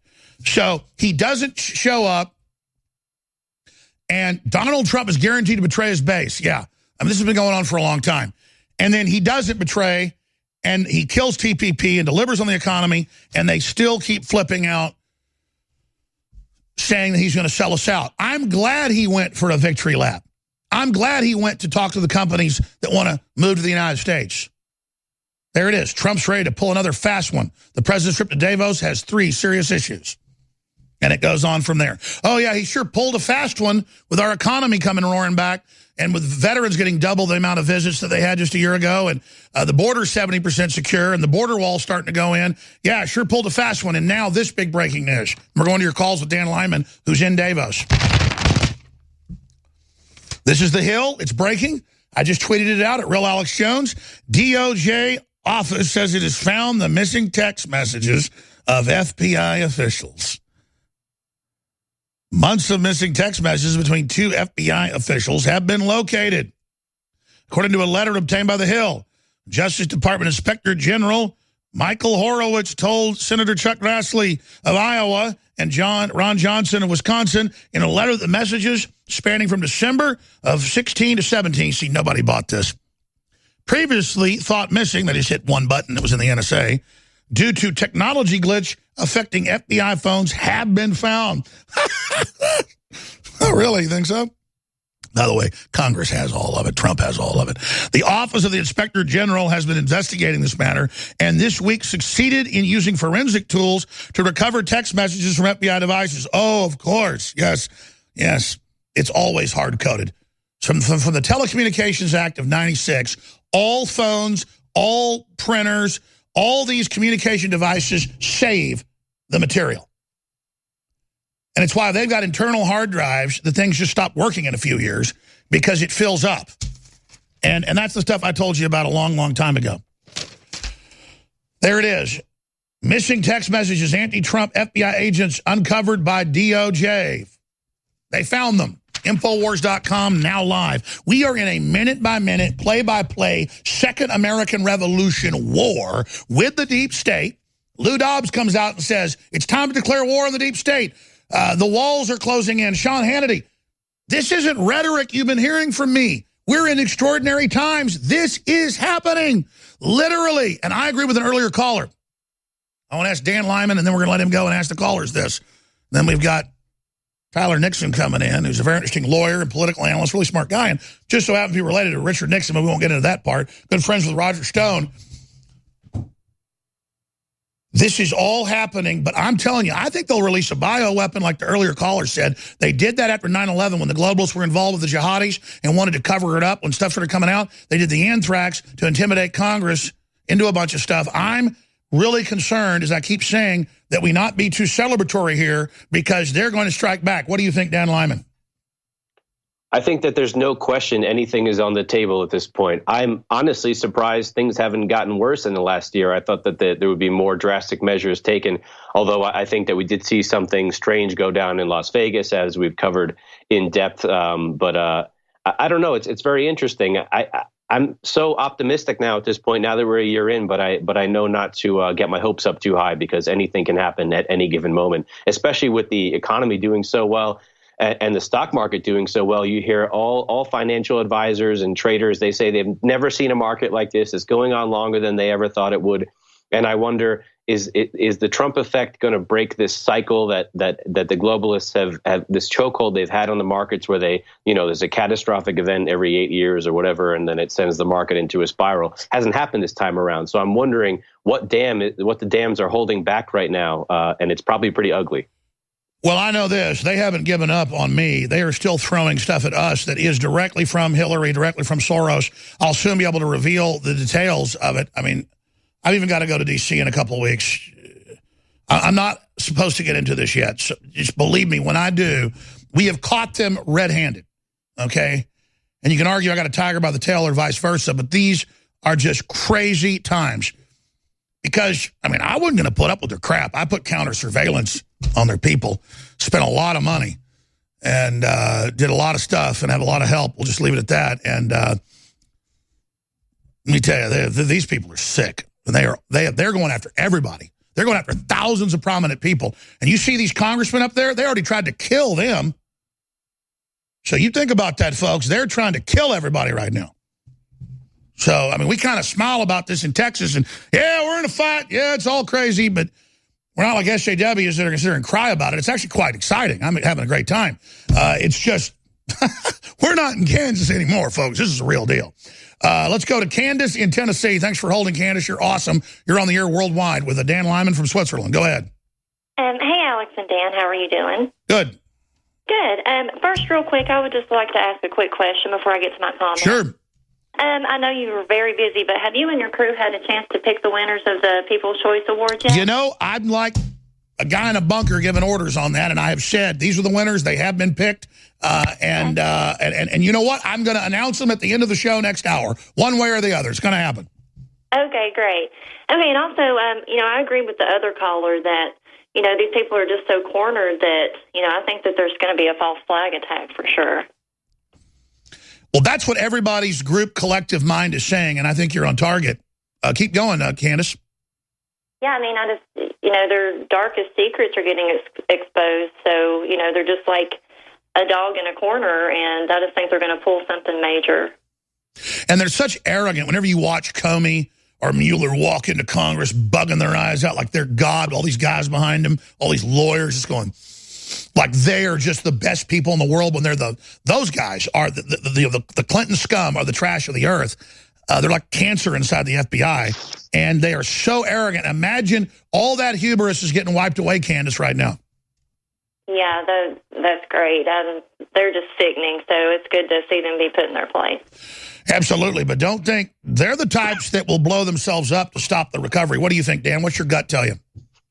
No question. And I think that it's not even just a U.S. crisis at this point for them. It's on an international scale. So we should be prepared for anything, anywhere, to be honest, not just in the United States. That is the smartest thing I've heard all day, and I've heard a lot of really intelligent statements. You're right. North Korea, we know the globalists behind the scenes are winding up Rocket Man. No question. We definitely have to keep an eye on everything. I mean, you have there's actually Turkey just invaded Syria last week. That could kick back up again. I have a Syrian bartender, actually. I'm sorry, a barber, not a bartender. A barber. He's a Syrian Kurd, and he was asking me what I thought about the invasion of Syria by Erdogan. And he even said Erdogan equals ISIS to him. And so, I mean, we have to even keep an eye on that situation. You have Trump's basically eradicated ISIS in the span of a year, just like he promised. And all of a sudden, there's a new conflict in Syria. So let's keep an eye on that for sure. That's right. And they are attacking U.S.-backed Kurds. I mean, a whole war started there, and that's in my stack. I need to get to that. Absolutely. All right, let you get back on the street. Dan Lyman from Infowars.com. Great job with all the work you're doing. We'll be following everything you do. Thank you so much. We'll be back with more calls, more breaking news. They found the text. He never gives up. He's Alex Jones, broadcasting from deep in the heart of Texas, worldwide.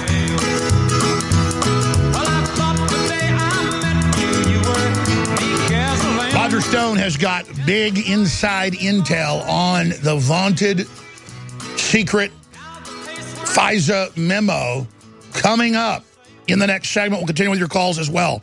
We've got a very clear picture of what's in it.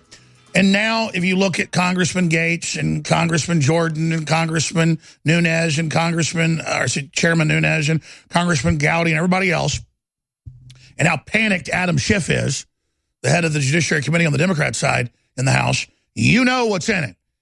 And we've already know the pieces of the puzzle, so we're going to put them together coming up. And as I heard last night, Monday's the target date. Well, now that's being reported that they're looking to have a vote on Monday, but they're not sure yet. So that's coming up. I want to go back to your calls, but Kit Daniels, I haven't seen him smile on this big, and well, he smiles all the time, but he's a happy guy. But one of our great writers, Kit Daniels, came in here with this article, and he said, this is like, Trump in Davos is like George Washington getting on a ship in the middle of the Revolutionary War and going into King George III's court and just basically getting right in his face. And that's what's happened. And Trump is delivering on everything he said he would do yet again. And it's not a love fest. They're trying to destroy him with secret cabals because he's returning sovereignty to the country. I don't like how he's been bullied into escalating conflict with Russia. I don't like that he's not going after the vaccines and all that kind of stuff. I've got some big issues, but let me tell you, he's really our president. This is wild. Vox reporting why Trump is going to Davos, the world's biggest party for globalist elites, explained. Trump is attending to both boast and confront the crowd that disdains him. Absolutely. Trump is tending to both boast and confront the crowd that disdains him. That is a report came out a few days ago, and that is exactly what I'm saying, and that is exactly what we're now seeing. So there you go. Didn't go to Davos, didn't sell us out. Very, very exciting. Here's from the article that Kit Daniels wrote. But now, thanks to Trump, Brexit, and the ongoing migrant crisis, average Europeans are starting to question why they're losing their cultures and identities to the EU. And they look to Trump as the Howard Rourke-style American cowboy whose undeterred rebellion against a legion of doom inspires their own individual thoughts and opinions. So there you go. Right now, let's go back to your phone calls. Who's been holding the longest here? Mark in Iowa, thanks for holding her on the air worldwide. Go ahead. Hi, Alex. Thank you for taking my call. I want to say God bless you, your crew, and your family. Thank you, sir. You too. Turn the radio on and get the truth. So thank you. Yes, sir. Welcome. Alex, I was wondering, well, thanks. I was wondering, in a nutshell, if in 1776, our forefathers were in a room, put pen to paper and coming up with the Declaration of Independence. In short, it was because the government came and asked to govern. Our forefathers wrote this down, said, if you govern this way, you can govern. In a nutshell, I guess. So if now today we're finding out that every single three-letter agency of the federal government, the DOJ, CDC, you name it, FBI, CIA, all of these entities, all of them, have screwed over the American people. Couldn't we cancel our contract and fire them all? I mean, what is the government so worried about? Why do they think we're newborn? Well, sure, we've got a major broken social contract. I'm trying to fix the country and restore the republic. We're still going to have major problems and ongoing fights. It's just the current embedded, arrogant group of criminals that have gotten away with anything you can imagine are now finding out they're not invincible. But if we successfully remove these crooks, I intend to see more integrity come back in. And if we don't see that, then we need to continue to hold their feet to the fire regardless. That's what eternal vigilance is all about. And I want to see the government shrunk in size. I don't want to just see tax cuts. I want to see deficits paid down. I want to see a lot of things. And Trump's just stabilizing things right now. He's got to use a bubble so we don't stall out. China's got bubbles much bigger than ours. But I certainly hope that down the road, we then put pressure to stabilize the country. Great. Yeah, I agree. One more quick question, if you would, Alex. I grew up in Illinois, and in Illinois, if I had a birthday yesterday, I got caught driving today, I would go to jail. So if we know beyond a shadow of a doubt these people are committing treason by sedition, why are they not picked up? Because in Illinois, if I got caught driving on a one-day license that has expired by just one day, they haul my car, tow it. That's $400 some odd, and I go to jail for 3 days. No, I totally understand. This is the issue people have with illegal aliens. Illegal aliens, when they have wrecks and hit people, the judges just let them go. That's admitted on the news. Citizens get the book thrown at them because citizens are seen as cash cows. I don't care if you're white, black, Hispanic, Asian, old, young. You get the book thrown at you. Illegals don't, because the judges all over the country, including Republican districts, just tell people, oh, leave them alone. They're kind of the underclass.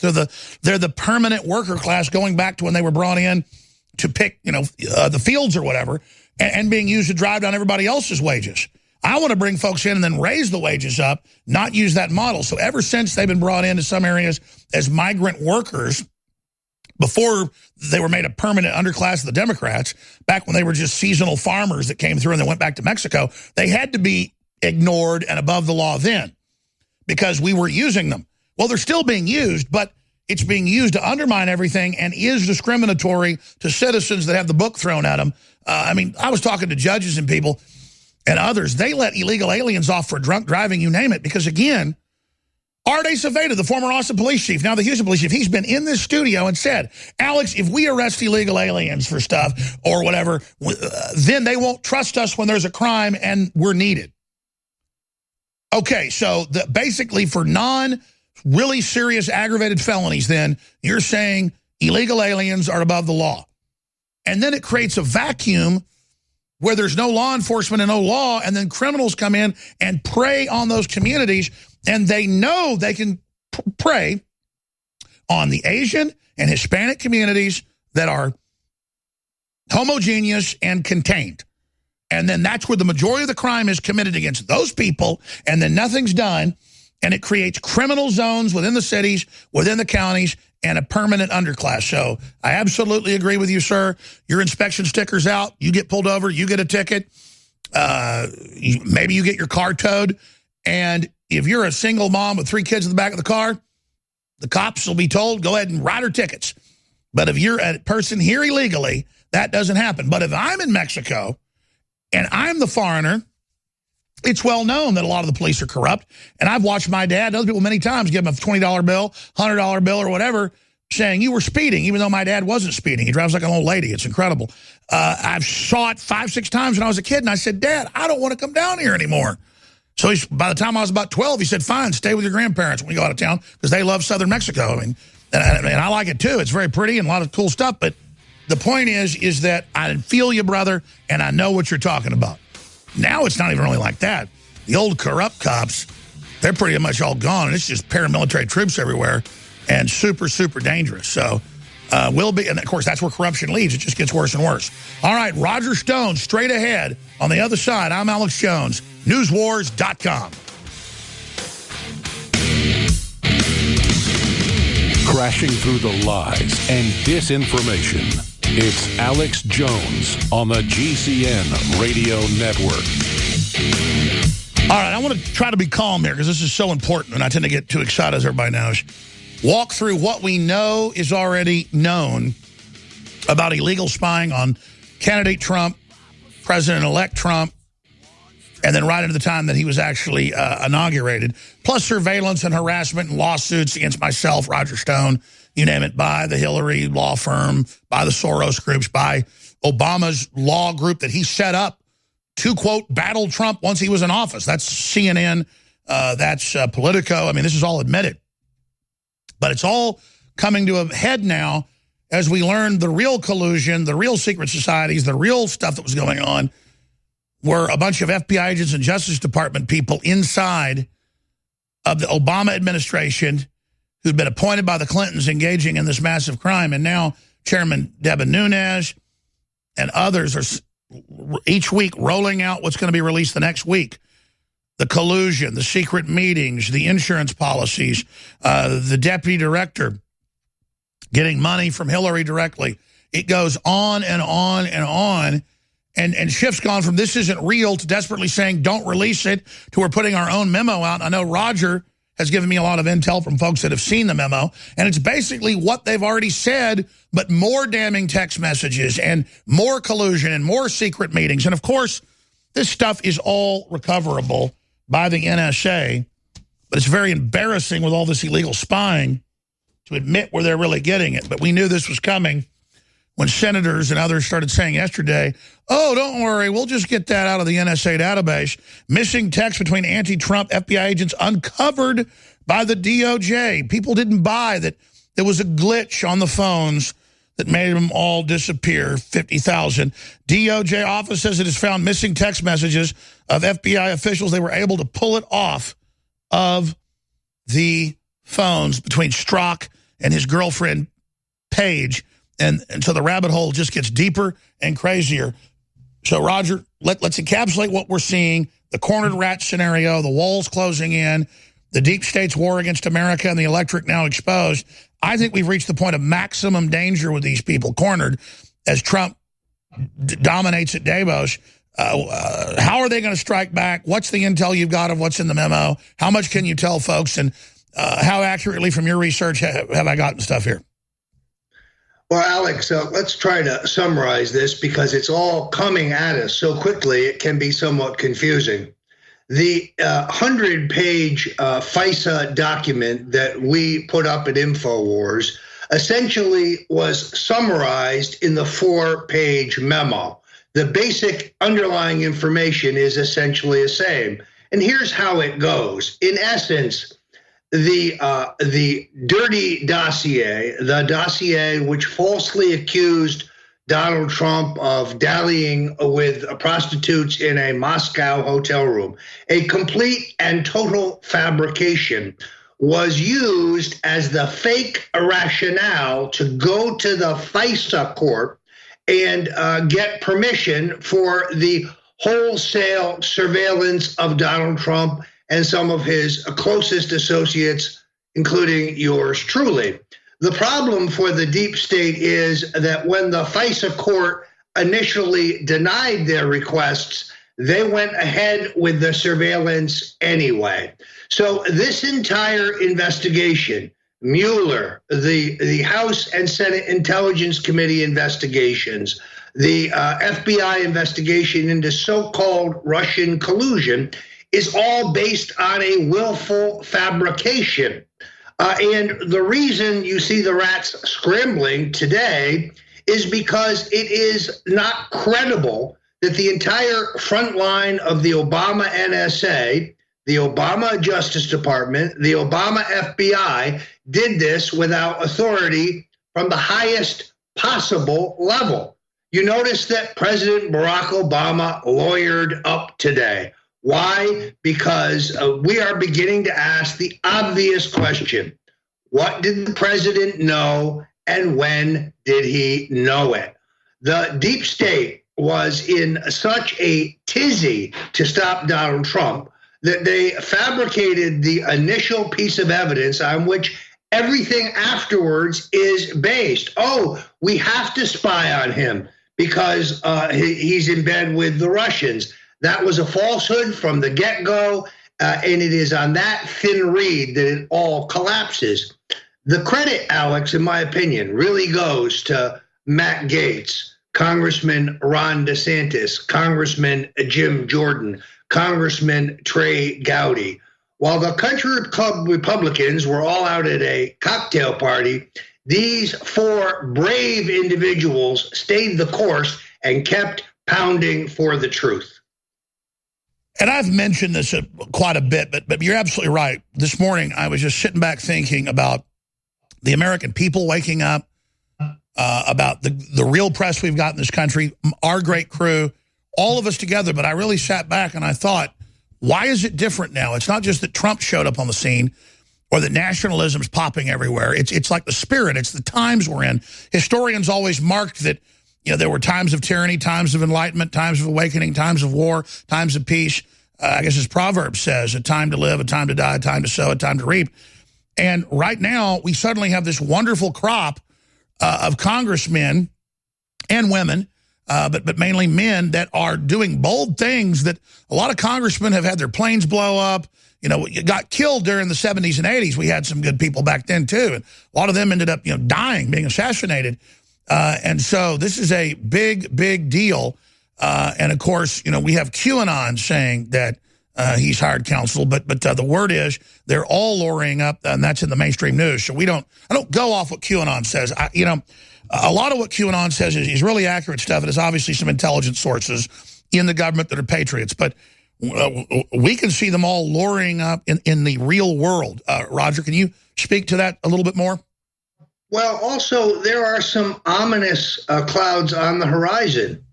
As you know, when Paul Manafort was indicted with him was his longtime associate, Rick Gates. Manafort and Gates are a pawn in Mueller's game. They could get off the hook easily if they would simply agree to bear false witness against the president, which they both resolutely refused to do. But is it coincidental that Rick Gates' spokesperson was killed in his hotel room only 2 days ago, as reported by CNN? Is this a warning shot for those who would question the deep state? That report, I can tell you, sent chills up my spine, upset my wife very substantially. Now we learn that some of the text messages that were missing related to discussion of bumping off the president. Yes, I just said it, the A word, assassination. I have said two things from the beginning here at InfoWars. First of all, that the FISA court disclosures last November that 30,000 people had been illegally and unconstitutionally surveilled was the key to this entire scandal. And then secondly, that the deep state had a 4-stage program. Stage 1, the Electoral College and a recount. Stop Trump there. It failed. We now know that General James Clapper, a criminal, a traitor, a man now teaching ethics at Roanoke College, who should be in prison based on the fact that he perjured himself in front of the Congress about the existence of the metadata program, actually was plotting to use a Supreme Court justice to somehow delay Donald Trump's inauguration and his actual swearing in on the Bible. That's how desperate these criminals were, Alex. Wait a minute. Stay right there. I didn't know that. That must be something new or something I missed. Wow. Tell us about that when we come back. Because we know they were talking about delaying the inauguration, and if Clapper was involved, it's the same guy that caught line to Congress. That's just insane. This is starting to make my head spin. And then I've got a whole nother story I haven't gotten to. Wait till we cover that. This is the Alex Jones Show. I'm Alex Jones, your host. John Rappaport's host of the 4th Hour. I'll host some of that with him. And then Owen Schroyer and Roger Stone coming back in for the War Room, 3 to 6 p.m. You got David Knight, of course, with the David Knight transmission that is 8 a.m. Central every weekday morning. And I do the Sunday broadcast 4 to 6 p.m. as well. I wanted to hit this, but then now more news just broke. First off, 3 or 4 days ago, they started sending out tens of thousands and hundreds of thousands of emails. A couple of our crew got it. Paul Watson got it, saying, Russian bots run you during the election. And a lot of people said, wait, I didn't even have my account until after. And then they went and looked at their tweets. It was them. So then we have all these people like Adam Schiff and others of the House Judiciary Committee, the head Democrat, telling Twitter, yes, ban all these people. They are basically Russian agents. Everybody backlashed. And Twitter actually sent out a public statement saying, no, we've looked, they're Americans. Adam Schiff knows that. The boldness now of moving from Roger Stone and Alex Jones and Matt Drudge and Tucker Carlson and Rand Paul are agents of Putin. Those are quotes. Remember McCain on that Senate floor? You're an agent of Putin, Rand Paul. And I guess the next step is we'll get you at the baseball game next time. I mean, this is what they've told themselves. These are crazy people. And now they're saying hundreds of thousands of people, of Americans are, see, we're all evil. Meanwhile, this just broke at the Hill newspaper. GOP panics as signs point to imminent Mueller blockbuster.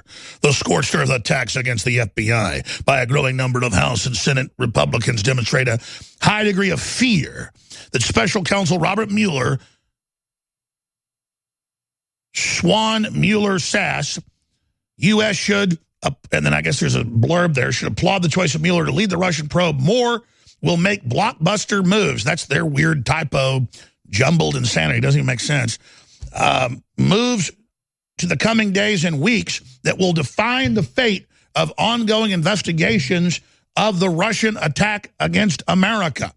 So they just state this hoax again. And then it says, oh, the Republicans are doing this because they're desperate. No, they're not desperate. We've caught them red-handed. We have Strzok in text messages saying there's no evidence of any Russian collusion. What are we going to do? Roger, this is just insane when you look at all this. I mean, they're not giving up. No, Alex, I think that they're capable of great violence. We saw that in the attack on Congressman Scalise.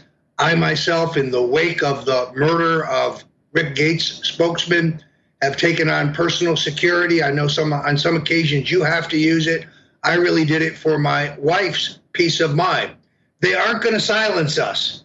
We're not going to stop. We're going to keep pushing for the truth. Now suddenly, Adam Schiff and Dianne Feinstein, those great liberals who normally like full disclosure and transparency, oh no, the American people can't see this information. It's too complicated for them. They won't understand it. That's because it is a blueprint of treachery. That's because it is a roadmap of treason. That's why they have violated, as I said yesterday on the War Room show, multiple federal laws, including laws against sedition, treason, conspiracy, plotting to take down the government. No, Mueller and his cohorts are the ones who must face prison, in my opinion. Just first off, for people watching on Skype, this is some really good product placement. Tell me about the new athletics program you're involved in. Well, I have, yesterday I had Amin Alai, who's a personal trainer who I've been associated with for 20 years, come on the War Room show and talk about both Caveman, which he highly advocates in a program with the high-quality whey protein that we sell at InfoWars. And he has had enormous success with this program. I'm really trying to stick to it.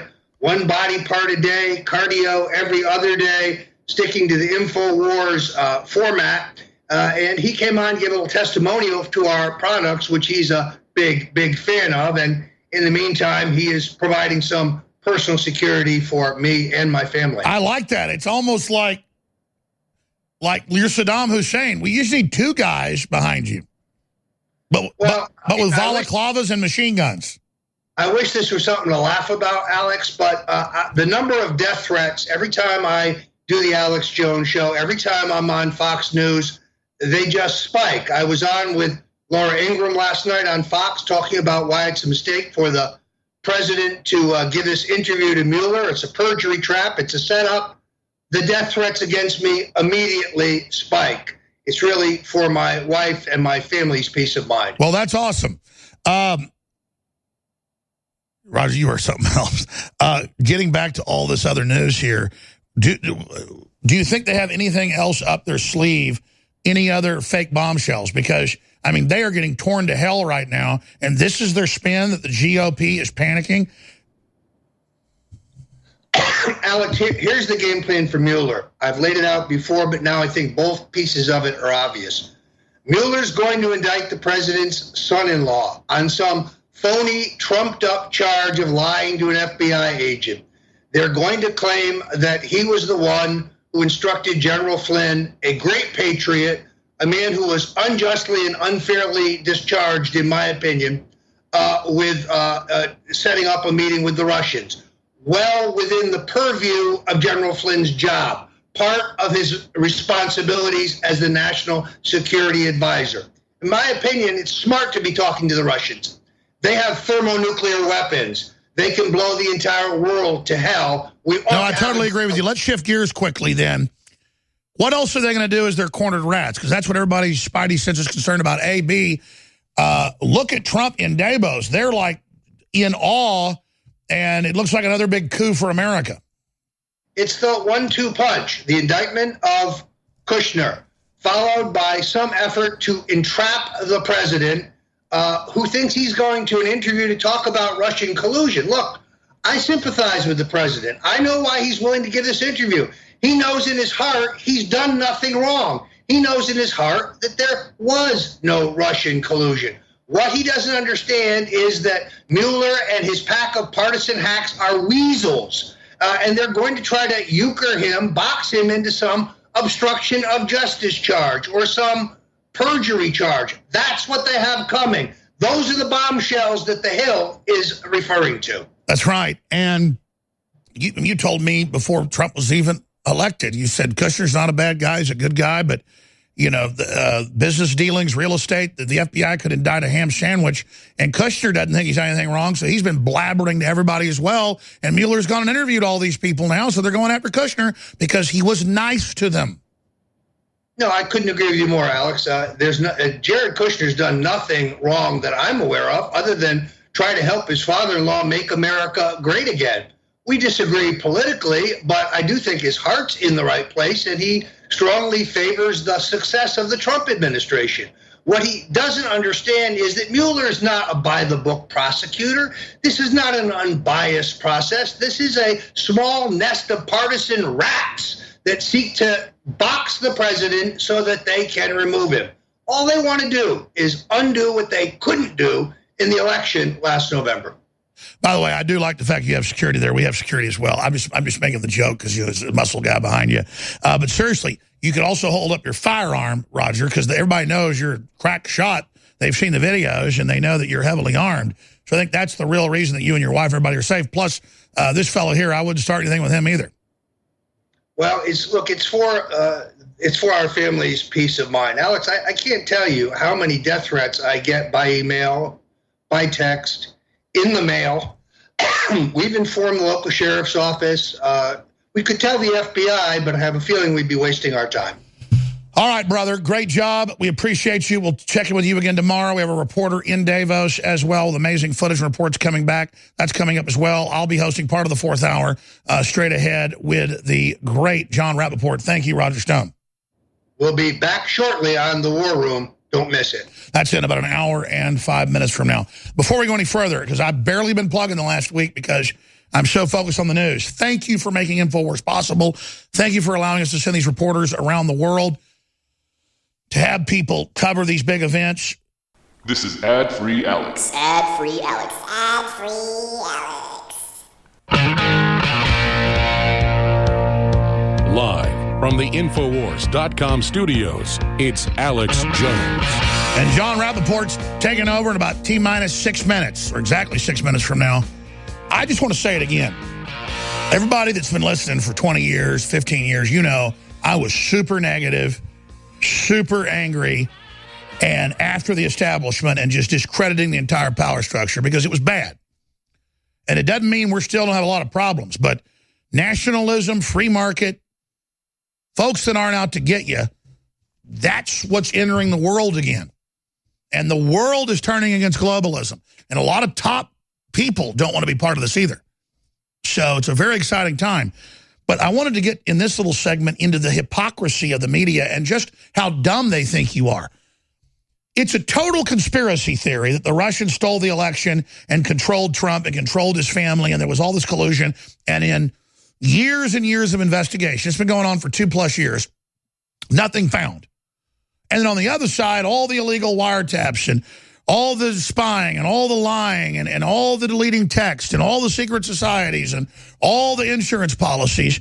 And then Joe Scarborough goes on television and says, just stop your conspiracy theories because you are making America less safe. That's what they get down to now. And just nebulous conspiracy theories when they're the ones putting out the conspiracy theories. We told everybody, Samsung Galaxy phones of that type, I even knew this when I heard it, but then all the tech experts came out and said you cannot erase them without burning them. The governments have demanded, the U.S. government mainly in telecommunication acts, going back to 96, that they have encryption keys. I'm not the tech guy. The point is, they never really erase the data. It's how it's organized. It just rewrites it to say, you can now write over this. But it's still there. And so, of course, the Justice Department then announced today, oh, we were able to get in the 50,000 emails. Because no one bought it. They had to back off. Okay? It's a conspiracy theory to say it's erased.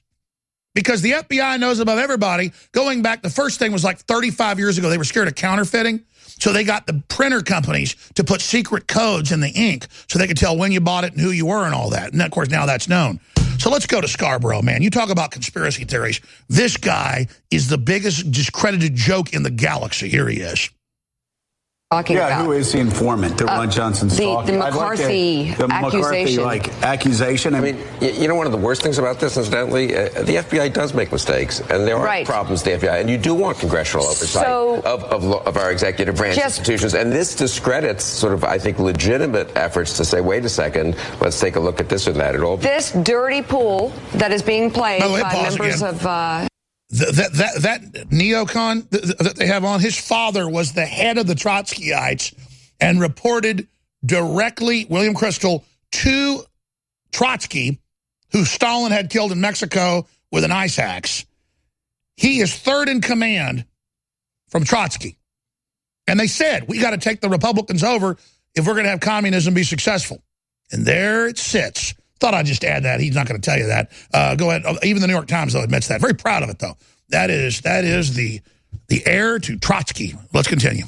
That is being played by members of the Senate and the House and the administration.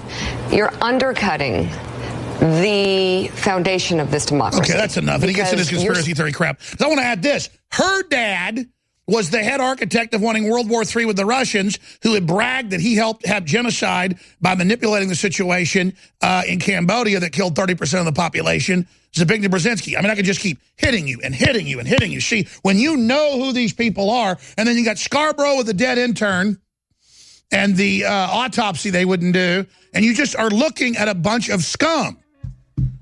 I mean, it's just, I can go through every one of these people on TV, man. It's like North Korea, where you have a third-generational dictator. These scumbags, then, their kids end up ruling over us. I mean, I guess Mika and Scarborough are going to pop one out that'll be our new god and dance around America's grave. Not on my watch, scumbags. We'll be back with John Rappaport. Live from the UN stronghold, Austin, Texas, you're listening to The Alex Jones Show.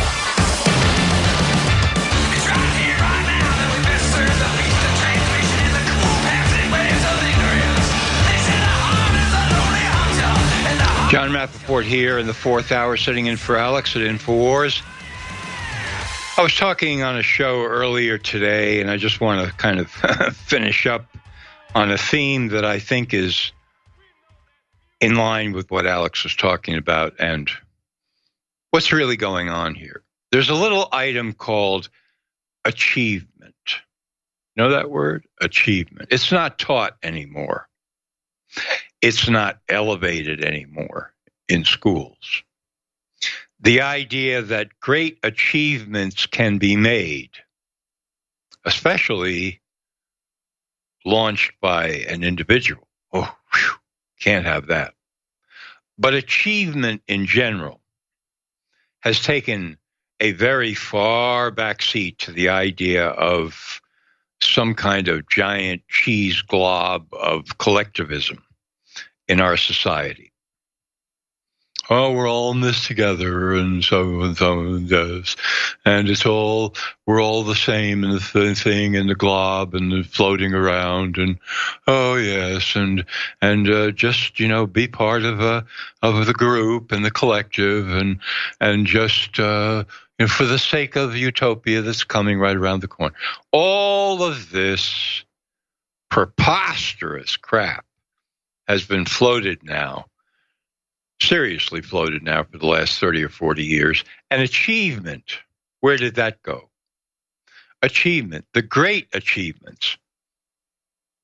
I came of age in New York City. I used to stand out there at night on rooftops, go up to the top of the Empire State Building. You look out New York City at night.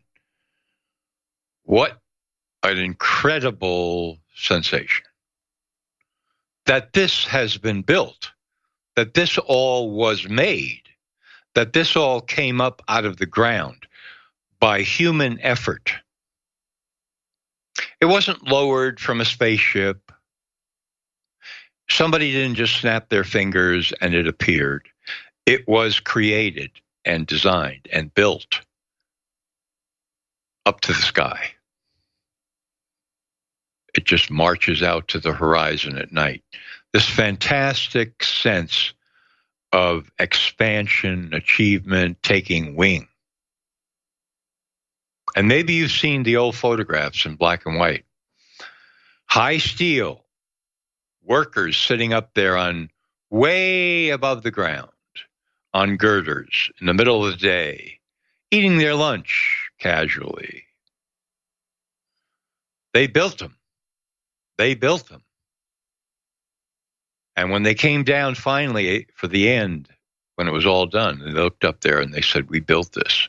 We built this. Achievement.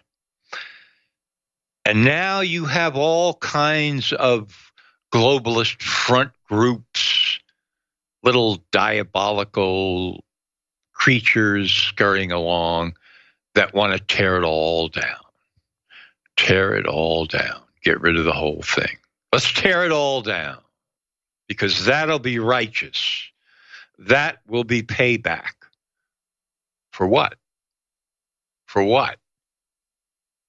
What are you going to put in its place? People looking across the land for tubers and roots and living in trees? Is that what you want? Is that going to be final social justice? There are so many fantastic places around the world. When you see them and you look at them and you stand there and you realize how they have been built by people, created, invented, designed, labored over, constructed, fantastic things. You go to the Frick Museum, a little museum in New York City, and you see 2 or 3 magnificent paintings by Vermeer. You go to the Metropolitan Museum and you look at a few fantastic paintings by Van Eyck. You begin to get a sense of achievement that takes wing, that is still at the heart and the root of what the future is all about. If it's not about that, it's not about anything except destruction, tearing it all down. And of course, that's what the arch globalists want to do. That's where they want to go. Because then they can rebuild it in their image. That is the image of the machine, where the humans are machines, and the machines are machines, and everything is run like clockwork, technocratically. Everything is on schedule. Everything is on time. Everything is measured out by small drips and drabs. People are in slots. People are units, ciphers, non-entities of no concern, no regard, except as ant colonies of the future. That is their version of achievement. And for that, they do not need people. They do not need people. And they certainly don't need people to be inspired to want to achieve. You want to achieve.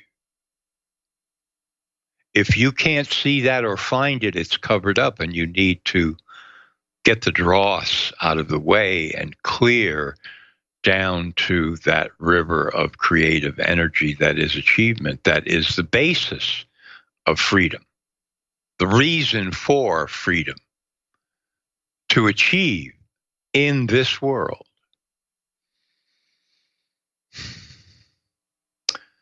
The Erie Canal. Ever hear of it? In the early 19th century, New York City, which was the major center of commerce, certainly in the New World, was blocked off from the interior of the country where there were, endless resources. There was no possibility of trade. You had mountains in the way, and you had pack animals. And how were you going to build any kind of market, free market, economy? Impossible. But the governor of New York, DeWitt Clinton, an individual who was all about achievement, said, guess what? We're going to build a 363-mile canal from Albany, New York, connecting to the Great Lakes and thereby into the interior of America so that we can ship goods, trade back and forth by water. People thought he was completely crazy. Clinton's folly, Clinton's ditch. This was not with technology of present day. This was people grabbing the guts of the land and saying, we are going to build with what we have 363 miles of canal from Albany through mountains, across mountains to the Great Lakes, and thereby opening up the whole interior of the United States. Well, you can't do that. That's ridiculous. All the little diabolical demons nipped at his heels, because that's all they can do. They can't do anything themselves. They can't create anything. All they can do is gnaw away like little rats. He paid no attention to that and said, of course we're going to do it. And he did it. And they did it. All the people who worked on that did it. It was completed in 1825. This was the same DeWitt Clinton who said, at a time when most of the people living in Manhattan and New York City lived at the bottom. I'll tell you that story when we come back from the break. It's quite fantastic. John Rappaport here for InfoWars.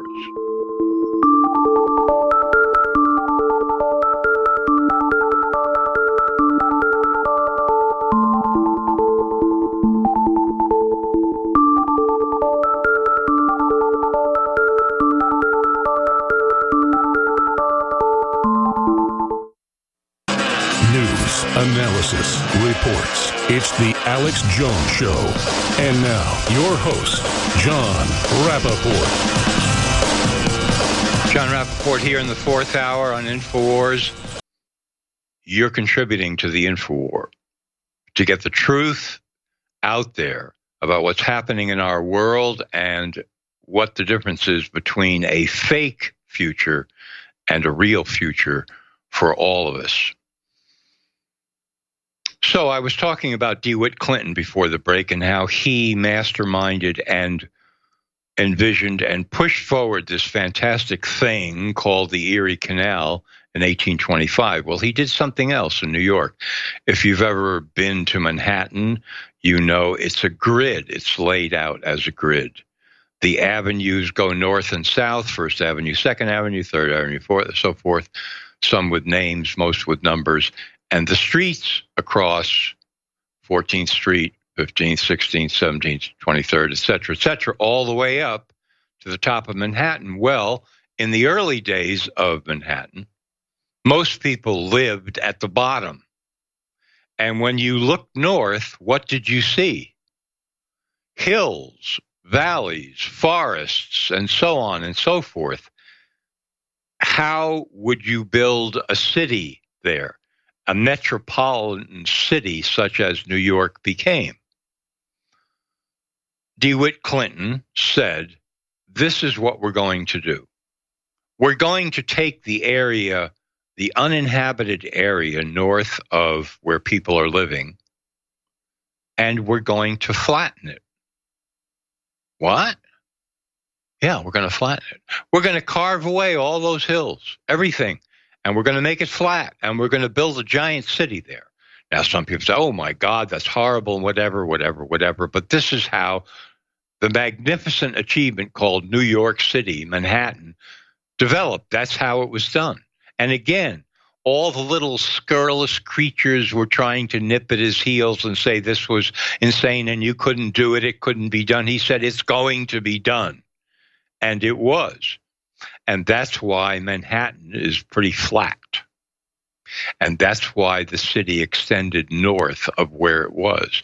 And that's how this magnificent achievement called New York City came to being. Achievement. The young do not hear this word the way it used to be heard. It's not taught the way it used to be taught. This is what comes out of freedom, real freedom. And this is what terrifies the controllers who want to make this planet into a machine in which the humans are machines. Achievement. Your achievement, my achievement, every individual's achievement. Okay, so you've heard a great deal now about the secret House memo and what it contains and what it might contain and what happens if it's released and so forth and so on. Well, there's another secret memo, which I call, for purposes of discussion, the secret medical memo. This is a blockbuster. But the funny thing about it is that it's not secret at all. It's open information. The information has already been published in open journals. It's there. It accuses, by implication, one of the biggest agencies of the federal government, several actually, of mass murder. And yet nothing has happened. The medical memo. Story number 2. I'm going to read from my piece today, why the FDA should be charged with murder. If you worked for a federal agency that was killing people at the rate of 100,000 a year, every year like clockwork, and if you knew it, wouldn't you feel compelled to say or do something about it? I think I can assure that 99.9999% of the people listening to this program would say, you bet, absolutely. And yet the people who are committing these crimes do not feel that way at all. They are not like you or me. They are different. Smoking guns on the memo. Open secrets in the literature. I don't usually make the citations on air, but I'm going to just to show you that it's there. BMJ, British Medical Journal, online, June 7th, 2012. Author, Gene Lenzer. Refers to a report by the Institute for Safe Medication Practices, quote, the report calculated that in 2011, prescription drugs were associated with 2 to 4 million people in the U.S. experiencing, quote, serious, disabling, or fatal injuries, including 128,000 deaths. Prescription drugs associated with that in 2011. The report called this, quote, one of the most significant perils to humans resulting from human activity, end quote. It's quite a smoking gun, wouldn't you say? And the final dagger, the report was compiled by outside researchers who went into the FDA's own database of serious adverse medical drug events, otherwise known as death and destruction. Now, therefore, you can't say that the FDA, the Food and Drug Administration, was unaware of all of this. Of course, they have been aware of all of this. In fact, they are the agency, the only agency in America that approve medical drugs for public use. If you don't get their seal of approval, you can't sell your drugs in America. They approve as safe and effective. 128,000 deaths a year from the drugs they approve? We'll have more after the break. This is John Rappaport sitting in for Alex in the fourth hour at InfoWars. Come on. Live from Austin, Texas, and the heart of the resistance, it's Alex Jones on the GCN Radio Network. John Rappaport here in the fourth hour sitting in for Alex. The products at InfoWarsStore.com, InfoWarsLife.com. To say they fund the InfoWars, it's a very simple thing to understand. You get the products that you want for your health. You support the operation that gets out the truth, that stands on the frontier of the takeover, against that takeover, beyond that takeover, by people who want to put you into the collective on a physical level, on a mental level, on a spiritual level. That's their war. The InfoWar is about freedom. It's about achievement. It's about a better future for real, not the fake better future that's being sold to everybody by the controllers. So whenever you buy a product at InfoWarsStore.com, you support that. That's what you're supporting. That's what it's all about. So let me continue now with the secret medical memo, which is not secret at all because it's been out in the open all this time. For some reason, the mainstream press just doesn't report on it. Wow, what a shock, huh? And for some reason, the federal government doesn't do anything about it, even though they're responsible for it. What a shock, right?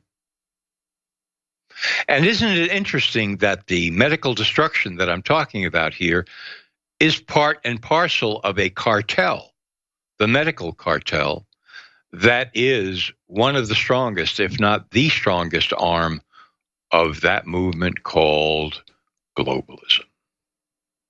Because if you are going, and I never get tired of saying this, to take over a planet, you need to find a way to weaken the enemy from within, to confuse, disorient, debilitate, destroy, weaken. And that's what the effects of all of these medical drugs that I'm talking about are in the secret medical memo. So let's go to the next citation. Dr. Barbara Starfield, July 26, 2000, Journal of the American Medical Association. She was at the time a revered public health expert at the Johns Hopkins School of Public Health. Mainstream credentials up and down the line. I like to quote these sources. Why? I understand that independent researchers peg medical destruction even higher than here, quite a bit higher. But when I quote mainstream, meticulous medical sources, the government can no longer deny and say, well, it's just people on the fringe. No, they're not. They're people in the heart of the establishment who blew the whistle. Dr. Barbara Starfield, July 26, 2000, Journal of the American Medical Association. Her conclusion in a review called Is U.S. Health Really the Best in the World? That's the citation. The medical system in the U.S., FDA-approved pharmaceutical drugs kill 106,000 people a year in the U.S., or 1 million people per decade. That's called destruction. Serious destruction.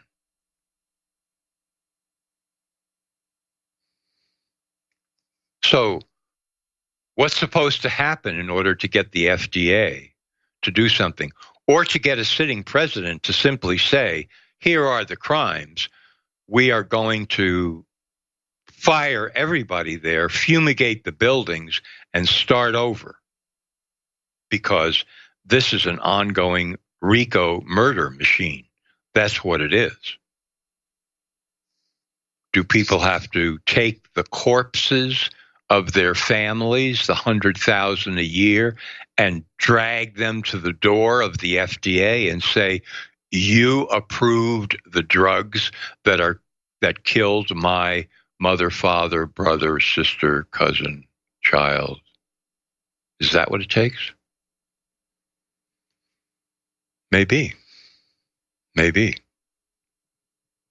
Now, as I write in this piece, if instead of these medical drugs killing people, suppose the 100,000 deaths per year were led by ginkgo, ginseng, vitamin D, niacin, raw milk, what do you think would happen? I'll tell you what would happen. SEALs, Delta Force, SWAT teams, snipers, predator drones, tanks, and infantry would be lining up and hovering outside every health food store and nutritional supplement company in America. That's what would happen. If, instead of virtually zero deaths from any of those or any other nutritional supplements, we're talking about 100,000 at minimum, a conservative estimate, killed by FDA-approved, correctly prescribed medicines in America every year. Every year. Okay, you think that's all? No, there's more. There's more. There's more to the secret medical memo. And I'll give you the quotes first, and then I'll give you the source. Appropriately prescribed prescription drugs are the fourth leading cause of death. About 330,000 patients die each year from prescription drugs in the U.S. and Europe. Listening Europe? I know we've got lots of listeners there. The drugs, cause an epidemic of about 20 times more. That would be 6.6 million per year, hospitalizations, as well as falls, road accidents, and about 80 million per year, medically minor problems such as pains, discomforts, and dysfunctions that hobble productivity or the ability to care for others. That's not minor. Deaths from over-medication, errors, and self-medication would increase these figures. In other words, and now I'm talking, the 330,000 deaths per year, the 6.6 million hospitalizations per year, and the 80 million medically minor problems per year, all of this stems from correctly prescribed medicines. And these quotes come from the American Sociological Association publication called Footnotes in its November 2014 issue. The article is The Epidemic of Sickness and Death from Prescription Drugs. The author is Donald W. Light. Donald W. Light is a professor of medical and economic sociology, a founding fellow of the Center for Bioethics at the University of Pennsylvania. In 2013, he was a fellow at the Edmund J. Safra Center for Ethics at Harvard. He is a Loki visiting professor at Stanford University and a fellow of the Royal Society of Medicine. In other words, this guy has mainstream credentials up and down the line as far as you want to go. And that's what he's saying. Those are the deaths and destruction numbers of the medical cartel in the U.S. and Europe, and he, or any of the other sources I've just quoted, none of them are talking about vaccines. They are just talking about medical drugs. More when we come back from the break. John Rappaport sitting in for Alex.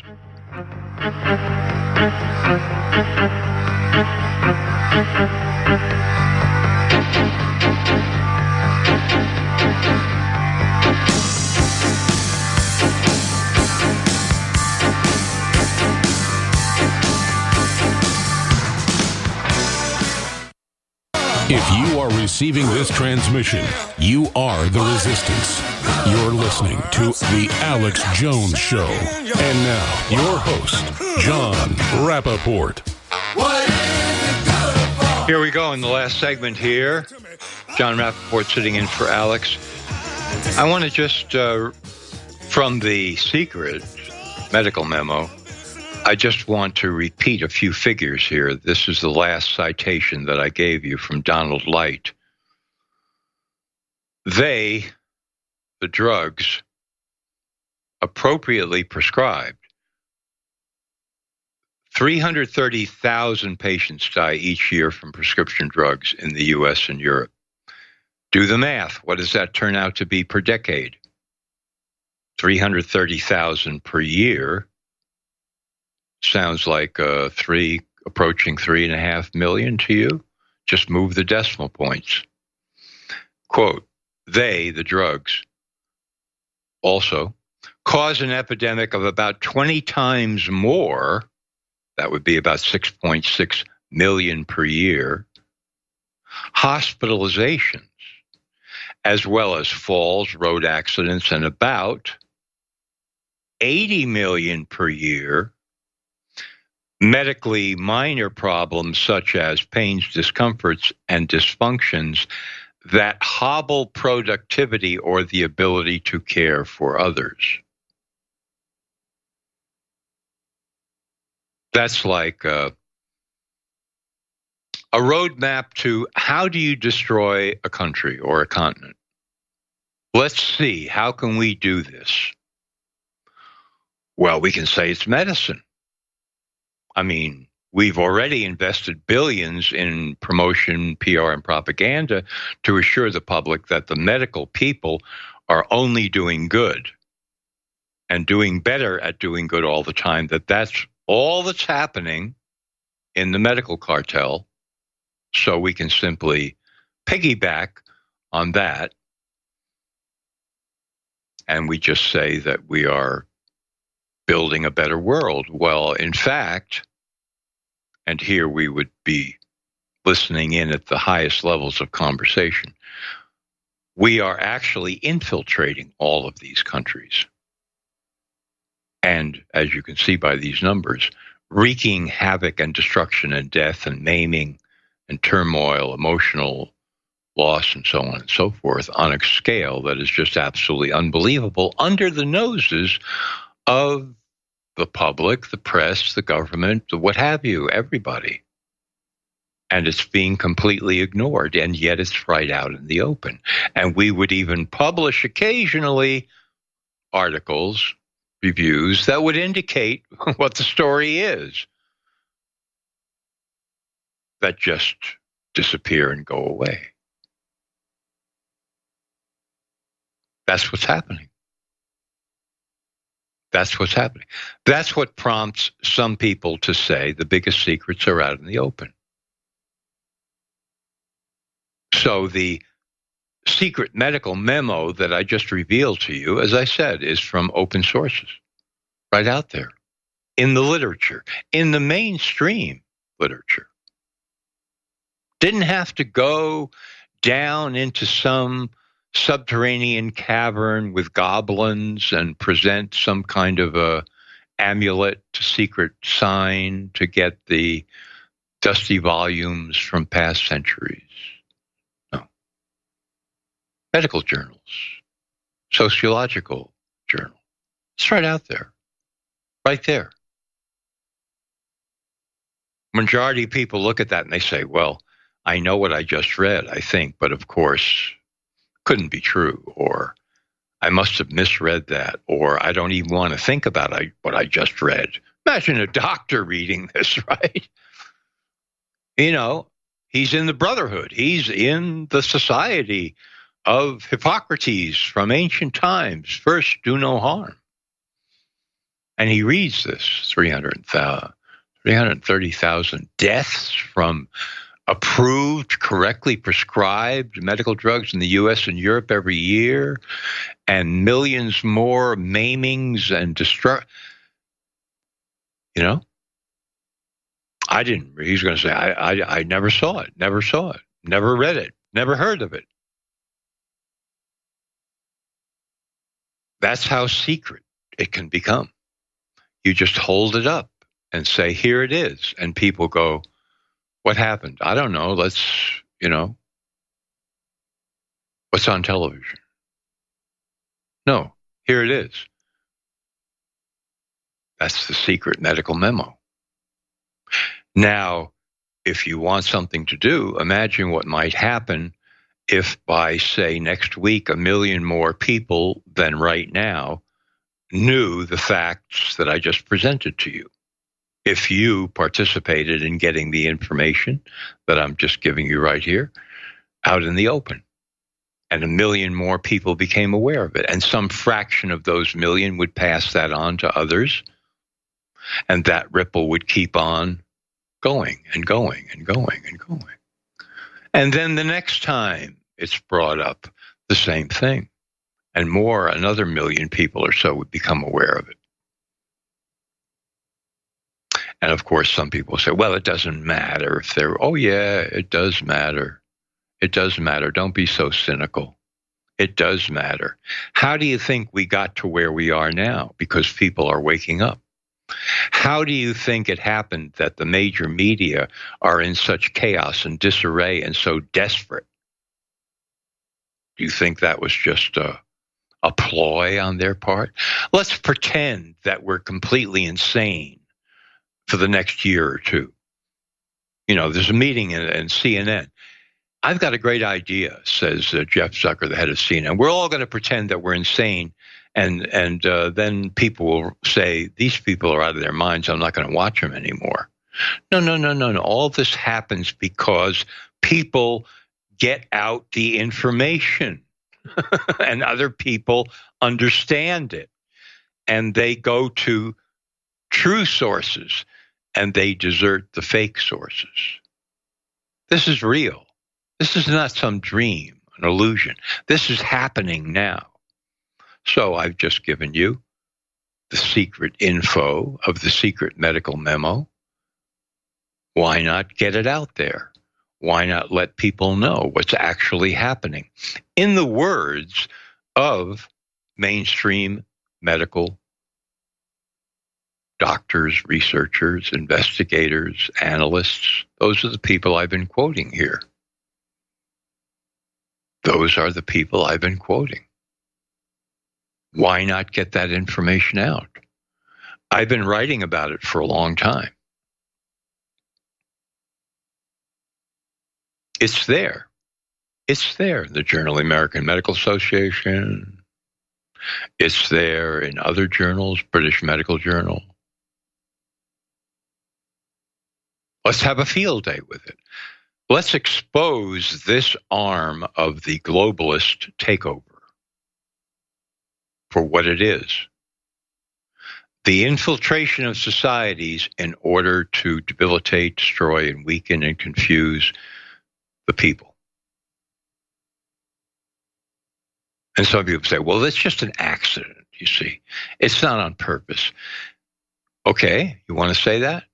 But what happens if the medical professionals, the medical leaders, the medical bureaucrats, the medical chiefs in charge become aware of this accident and do nothing about it? Not just for a day or a week or a month or a year, but decades, they do nothing about it. What does that tell you? They know it and they do nothing. Where did I start all this? I said, suppose you were the head of this agency that was approving as safe and effective medical drugs year after year after year that were killing like clockwork 100,000 people a year or 1 million people a decade, and you became aware of it. What would you do? Well, you know what you would do. But the people who actually are in charge are aware and they have done nothing. And that tells you that they're guilty as charged, and they continue to be a protection racket for murder and destruction. What else would you call it? Try to tap dance around this if you can. Try to find a way to exonerate them and excuse them. You can't. Good to talk with you. See you next time. John Rappaport for InfoWars.